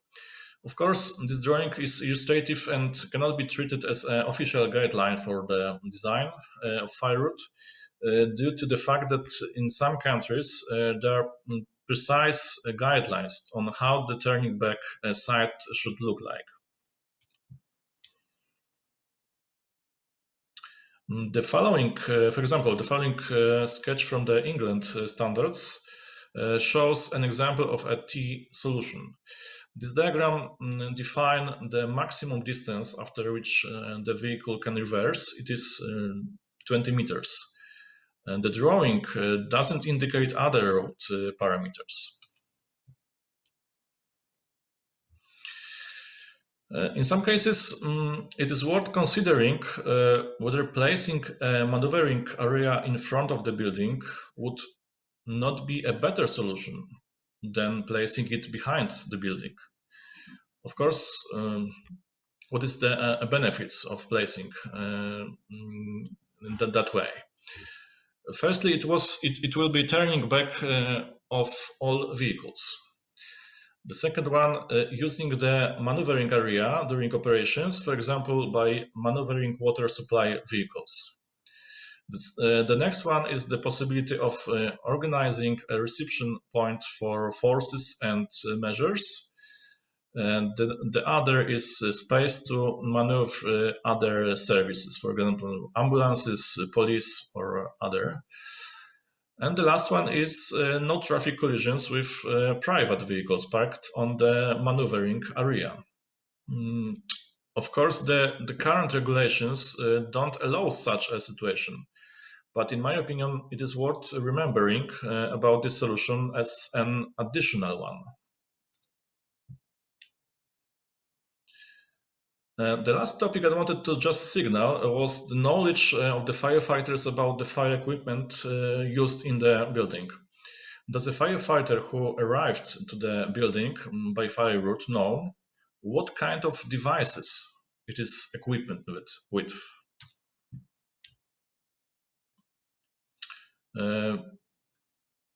In my opinion, it is worth remembering about marking the staircase from the side of the fire route. For example, information about the type of installation protecting the stairs in the building against smoke. For example, if there is a pressure differential system or smoke extraction system with mechanical air supply, or just a gravitational smoke extraction system. Sometimes a simple drawing can direct the rescue tactics for the action commander and can prevent making mistakes. It seems to me that it is worthwhile to raise this topic at another meeting. In the end, I want to briefly summarize my speech, quoting its main conclusions. The width of the fire route must be adjusted to local conditions. Fences, field obstacles, purpose of development, for example, housing estates. The best way to get the fire route is to go around the building. The fire route running along the curve is wider in this section. The fire route leading on the ceiling is clearly marked and placed to operate. The mechanical ladder are designated because of the puncture-resistant local ceiling, for example. The distance of the fire route from the protected building depends on its height. For example, from 5 to 10 meters for buildings over 20 meters high, for example. On the external side of the fire route by the building, a 2 meters free space is provided. The fire route has maneuvering points that can provide space for optimal positioning of the mechanical ladder and vehicle overturning. Windows intended for rescue teams have an appropriated point of attachment of the ladder basket, load capacity and width. A good solution would be to use a balcony ceiling or flat roof of the building, possibly to evacuate people or save them in another way.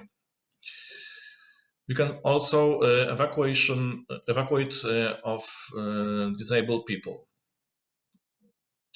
If it is not possible to provide adequate access for mechanical ladders, replacement solution should be based on improving the conditions for evacuation from the building by means of general communication and using non-flammable building materials for the roof and facade of the building.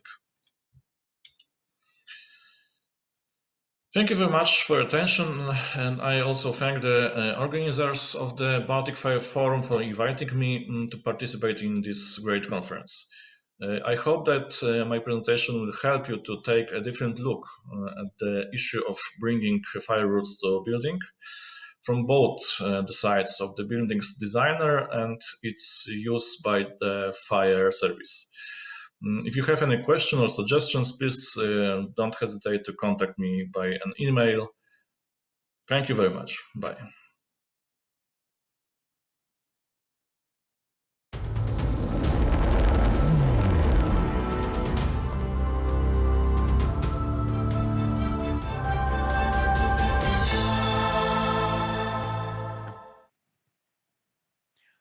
Thank you very much, Piotr. Now it's much clearer, and one of the most important things, everyone knows why we have to design the optimal way next to the parking lots and buildings on fire. This is really, because when you understand why, then every answer is positive. Yeah, totally agree. Our next topic is about fire extinguishing agent foam. Okay. And as far as I remember, the foams were never much used during training exercises, even in fire brigades. But during fire, they are used. So, I mean, is it okay not to train and have a normal drill? It didn't work properly, you know. You have to drill if you want to use it. Yeah. What was your experience when you were in service? Yeah, maybe in my career I saw the foam in a fire brigade for maybe two times. It's not so much. yeah. And in a drill, we had a good big drill in Vilnius in fuel station, Circle K and station. So yeah, it's truly very good material. Everyone sees this foam as a big oil reservoir, but what about urban areas? Is it the cars, buildings? Yeah. Absolutely. Yeah, a lot of. We have those chemic materials everywhere around us. Yes. Yeah, fuel or oil too. So foam is very good and very efficiently material. So if you have a lot of foam, I think all firefighters will use it everywhere. Yes, I do agree. What about forests? Did you mention you can do that? You can. Yes, you can use if it's good for nature. Okay. Because recently I've heard this discussion with the German insurance companies that sometimes the ecological losses are much bigger than the fire losses, of course, in a financial way. We are, we are a little bit scary about that using. Maybe we don't know if it's good for using or not. If you want to drill without that, I didn't say that if you want to drill with a foam, you have to have good, how to say, good ecological a good disposable. Yes. To use it, fire brigade must have those where it how to say, drain out. Yes, drain out. Draining. Yeah, so completely. I don't know where it is in Lithuania, maybe. So that is the Well, problem we have about this drilling. Yeah. So we are a little bit scary of that, but of course, if it's good for nature, ecological, yes, you can use it everywhere. Of course, United States of America, efficiency first. Forest fine. Okay, thanks, Simonas. I'd like us to join Kamil Marianek once again and tell us about the foam as most effective extinguishing agent. And Kamil, the stage is yours.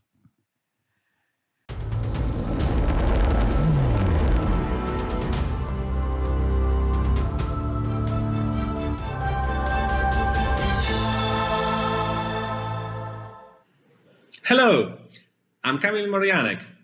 I am owner of company Fomax. I am fire safety engineer as I graduate main school of fire service in Warsaw. I am working on this fire market over 13 years. 8 years I am having my own company Fomax. We are exclusive distributor of several brands, famous brands like Williams Fire, Tyco, Integrated Solution Products, Scum, Ansul. So as you can see, they are really famous brands. We will speak now about the crude oil extinguishing techniques, and it's a part of technology and methodology of Williams. I have been also trained by Williams guy in US during day trainings where we just did a lot of fire tests.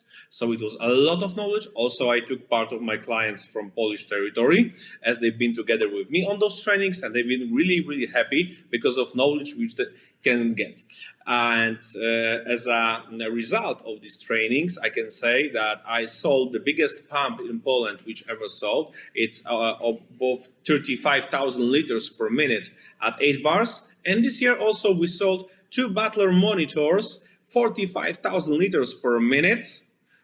One to Poland, second to Slovakia, and the third monitor, 22,000, went to Hungary. So let's start our speech about the crude oil extinguishing techniques. As in a history, we can see that it was several massive crude oil tanks fire, and if you will check the numbers, we can see that most of them wasn't extinguished.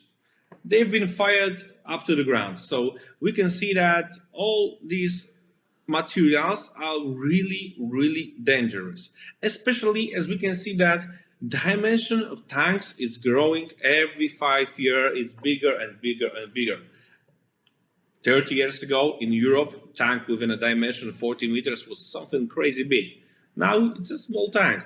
So also we need to remember that we need to have equipment which can at the end extinguish the tank. And what is really important to have not only equipment, because if we will calculate it, as later we can see the amount of water and foam agent which we need to extinguish, but if we will divide it 40,000 liters per minute and we will deliver them by 20 monitors, 2,000 liters per minute, we will never extinguish, never. Why? I will tell you later. So let's skip to the next slide. And what we should expect if it's a crude oil tank fire. We need to remember as firefighters that there are 3 crazy things like slop over, like frat over, and boil over. This is a crazy thing. So why? Especially with crude oil tank, we need to start action really fastly. We cannot wait for all firefighters from 50 kilometers or 100 kilometers to be at the place and then start action. No, all we will start extinguishing within a first hour. Within the first hour from fire, we need to start extinguishing with correct amount of foam, or every hour it's going to be closer and closer and closer to froth over, slop over, or boil over. And the slop over can happen after only 2 hours, as crude oil is a liquid. It's a liquid and it's emulsion. And in a part of them, everywhere, there are small droplets of water. Everywhere. Of course, at the bottom of the tank, there's also water layer, but here in the emulsion, we are having a lot of water. So if the crude oil start burning and we're having vaporizing temperature as above 300 or even 400 degrees, depends on the crude oil which we are having in the tank, it start going out. Later in the next presentation, you will see really dangerous pictures from history. What happened in the other tanks. Okay. How to correctly start adding the foam in the right place? Is it correct to go with many monitors and small flow rates?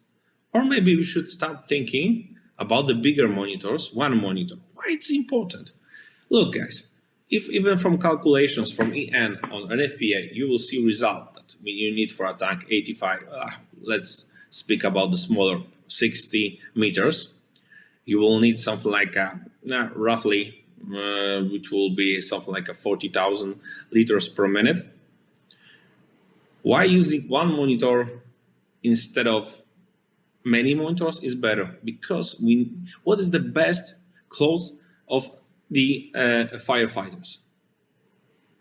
Not PBI, not NOMEX. This is a distance. So within a crude oil, especially, we need to have as less as possible people within a close contact to the tank. So with our solution, we can decrease, if it's a constant wind, if we will shot once in the right way the steam of foam, we can leave it monitor, we can stay half a kilometer further, and we can easily just observe what is happening without endangering people. Let's see, guys, what is slop over. So the slop over, it means that's a short duration slopping on froth over the rim. It's always when the flooding roof has flooded. If this situation happens, yeah, it could often happen, especially in the places where there are storms, where are the heavy winds. So especially the seaside tanks are in a really big danger in case of the drawing of the flooding roof.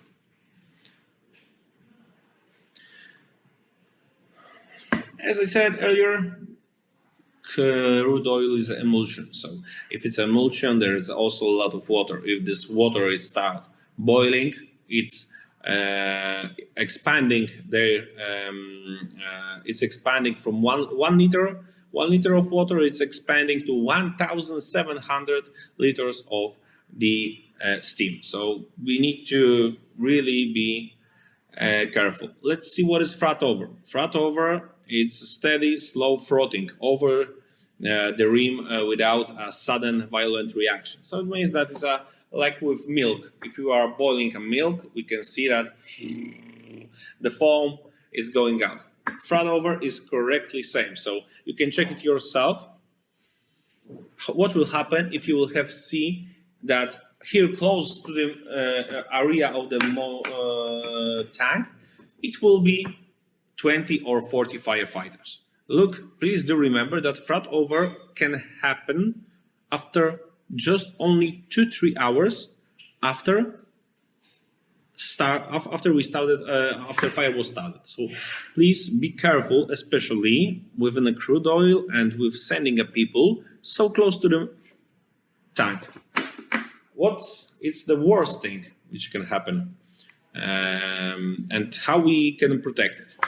Look here, the crude oil temperature, as we just have some physical and chemical properties of the crude oil, we can see that it can be temperature from -89 up to 538 degrees. It's really, really wide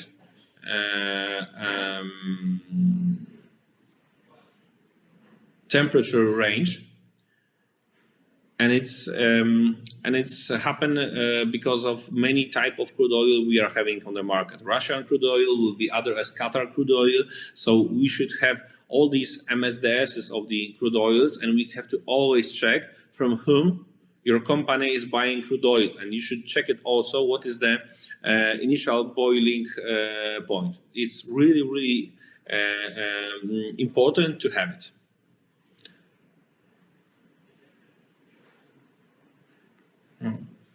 Oh, yes. So we see here about the bacon crude. How does it look like? Here we see what is the color, what is a boiling point. You see that it's up 500 degrees. So it's really high. Water is vaporizing and boiling within just only 100 degrees. How we are prepared. This is easy part, basic, but let's speak about a bit about the basic.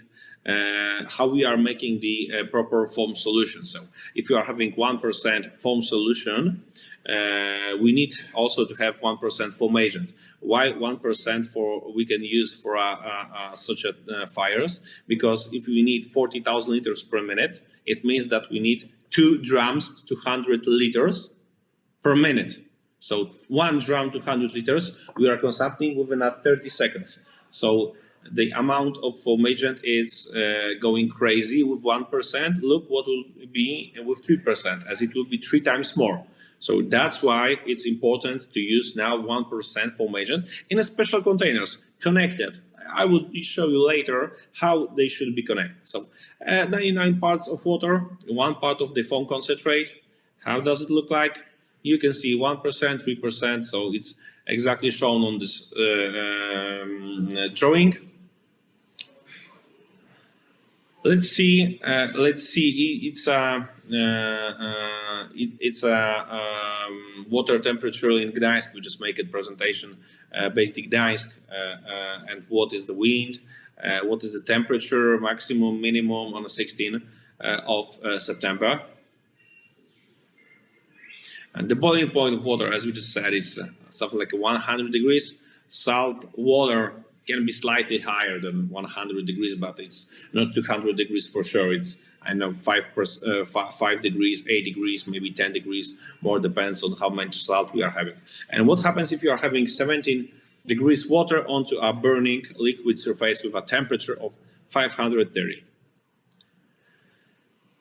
Very angry fire, very angry. And this fire needs temperature and would like to destroy everything what is close. We need to remember that this is a serious problem, and in the past, in history, if we will check how many people has died in such a fires, we can see that it's a serious situation. And the question is not if it will happen, the question is when it will happen. Last time in Poland we had in 2003 and 2005 2 crude oil tanks.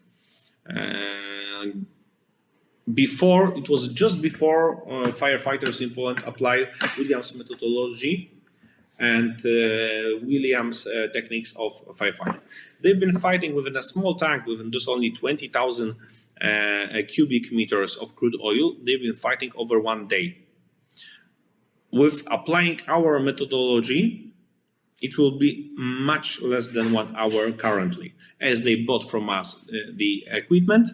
So we also train them, and we are really happy that if the situation will happen once again, first they are having our support, and for sure they will extinguish much earlier. We have to remember that fires, especially today, it's not a situation like it was 20 years ago, where maybe in a TV, official TV, there was, I don't know, 1-2 minutes about it, and if someone didn't look TV news, maybe they never know about the fire. But now today, if you look Facebook, YouTube, all these messengers, informations are spreading really fastly. If it's a fire in a refinery, what first is going down? Going down are stocks. And the owners of the refineries would like to never have such a situation. If it will be a fire, I don't know, 20, 15 minutes, maybe 1 hour, okay, everyone can see, okay, there was a fire, but nothing special, nothing special. You will know, if you will be the firefighter on such an action, you will know how risky it was and how massive and big a fire it was, but you extinguish it within less 1 hour. It means for you that you just used perfect technique. We need to remember that using our methodology will give you 90% of controlling a fire if you are doing everything properly within only 15 minutes. And why it's so important also to just use as a first thing teasing. Teasing. What is a teasing? Teasing, it's a part of methodology in which you are having really hot surface of the crude oil in the tank. And if it's a 500 degrees, you cannot apply the foam direct because it will vaporize. So what you are doing with this fire? We are just over all the surface, using water or foam solution. We are just making 10 minutes teasing. This teasing is taking a lot of energy from the fire, as the water, it's vaporizing, water which we are, or foam which we are just putting, it's vaporizing and it's taking a lot of energy from the fire, and the temperature of the crude oil is decreasing. Later, to don't have a situation that we will just start applying foam and it will still vaporizing. That's why we are using footprint methodology. What footprint methodology is giving us? Let's just skip to the next slides. Look first the teasing. Here you see the proper way of teasing. You see how it should look like steam of water from 10 hour up to second hour to 9 o'clock to 3 o'clock to 5 o'clock to 6 o'clock. That's how you should make it properly, the teasing, just before you will start applying the footprint methodology. Here you see crude oil teasing. We need to remember that steam of water or foam, it's not a point when you are looking from above. It's not a point, it's like a ellipse. It's like an ellipse. It looks like, as you can see on this drawing, how look this footprint of the steam. What you should see, and when a situation can go wrong, you need to be careful that boil over, you can also hear. You can also hear, if you will stand just next to the tank and it will be a big fire, you can see toof, toof, toof. That something is going wrong. That something is going wrong. You can hear it, really. So that's why it's really important to start the teasing at the very first moment. So don't give us a possibility to the fire to increase a temperature of surface to up to 500 degrees. But how we can make it? How we can make it? We can make it only within a situation if you are having one big monitor, maybe two big monitors if the tank is crazy big, but not more. Look how easy it is to connect the monitor. If it's even 45,000 liters per minute monitor, as we sold to our clients in Poland and in Slovakia, but they are using all 12-inch hoses or 6-inch hoses. Better solution for us is always to propose client 12-inch hoses, but they are really heavy. So maybe if there are places where you have to put the hoses and you cannot do it directly from a trailer or by hose mule, it's better solution to have a 6-inch as they are much lighter. One hose 20 meters, 100-inch within a cowl links, weight something like a 45 kilos. If you 12-inch hose, every 1 meter every 1 meter weight is 5 kilos. So 12 inch is really good when you are having tracks, even the trailers, when we can just directly put hoses on the way. And what we should also consider in extinguishing. Look here. This is the very last part, what they are doing. They are having for this application maybe a bit too big even monitor, because or they are too close, so that's why they need to put it within an angle 45 degrees. The best angle for extinguishing is always 30 to 35 degrees. It's just looking here really nicely because we can see that, okay, the tank is fully damaged, almost fully damaged, so they react too long, they wait too long. And also look what is happening, how big amount of foam, as they are not making this properly, how big amount of foam it's all over the tank. All over the tank, we see that's a crazy amount of foam because they are not extinguishing in the proper way. Just a small part of the foam from the steam is going to the fire. As we can see that the once if you are having one tank only in fire, if it's a crude oil, we need to consider how many tanks are neighbor tanks for them, because if we wouldn't react really fastly, we can be 100% sure that boilover will happen, as we will see on the next slides. It will happen, and if it's above one tank in fire, this is a situation in which firefighters are having no chance to win with the fire. Or we will win with the first tank, or we should just go away if it will be second, third, fourth tank. We should just prepare the best as we can evacuation and just wait what will happen, because we are never prepared for few tank fires. If it's just only one tank, we can be happy and we can extinguish. If it's above one tank, we can be sure that it will be crazy to extinguish. Even if we will have a good amount of people, 2 tanks are really crazy to extinguish, especially with crude oil. If it's a gasoline, no. If it's a diesel, no. But within a crude oil, because of the boilover, we need to consider that it's really dangerous. Okay, about the footprint application, what is so important? If you will try, look the tank.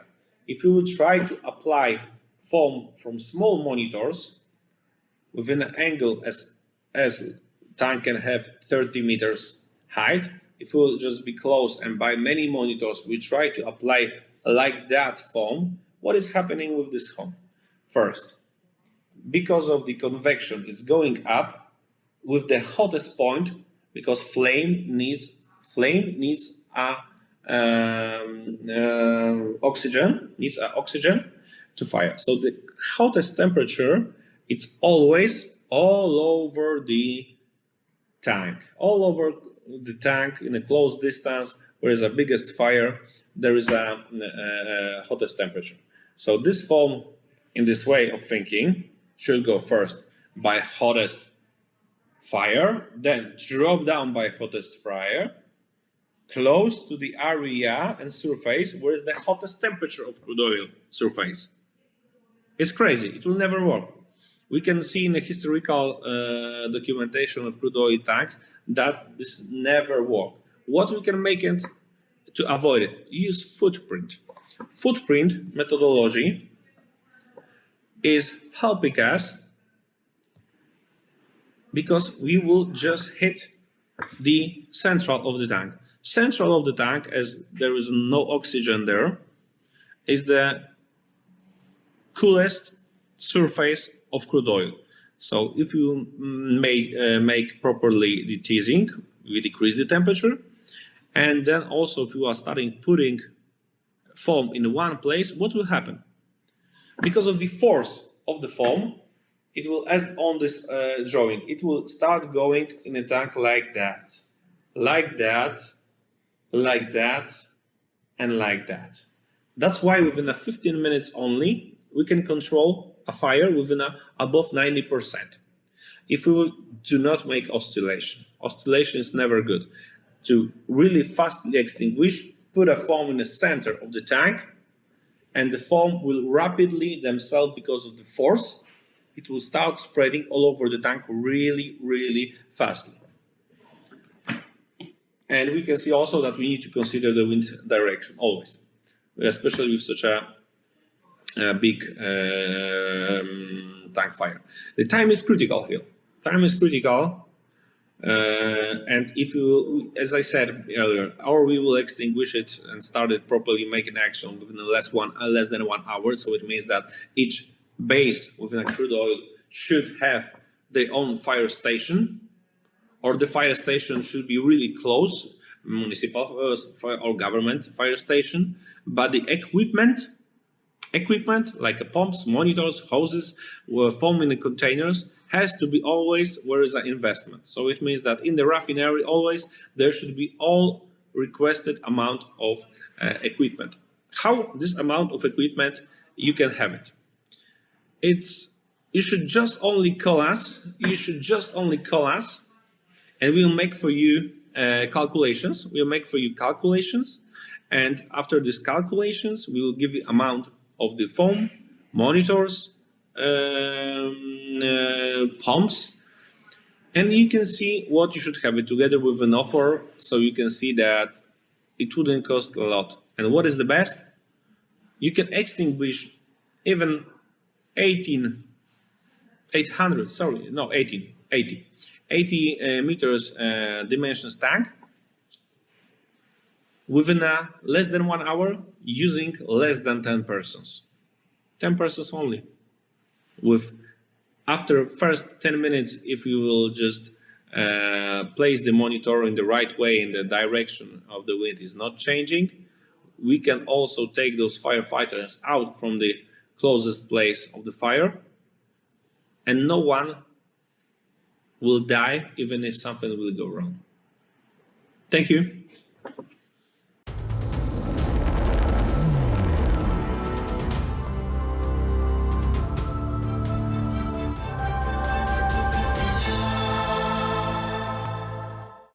Dear friends and colleagues, well, finally it's the end. Our two-day journey has come to an end, and I would like to say that the second edition of Baltic Fire Forum is finished. Well, maybe you say that we've showed lots of problems, and that would be true, not showing all the time the main solutions. But for me, and giving all the task and our main goal for us, is the best way to show the discussion is to point out the problems. When we start to discuss among ourselves, among HVAC, electrician engineers, between fire safety engineers or smoke exhaust designers.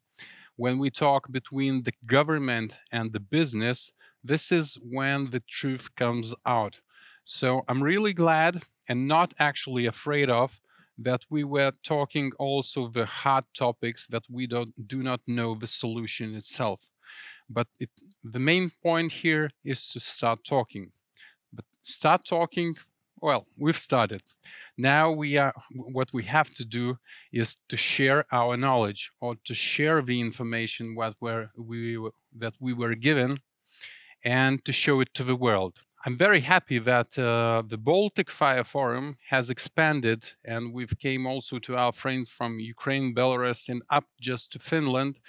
That gives me really happiness, and I'm really looking forward to meet with you once again, hopefully after 2 years in a live event, not the online, where we'll have lots of training, we'll have some fire, flames, and so on. Without what, Baltic Fire Forum is nothing. But with you, we are everything. Thank you very much for watching, and see you next time.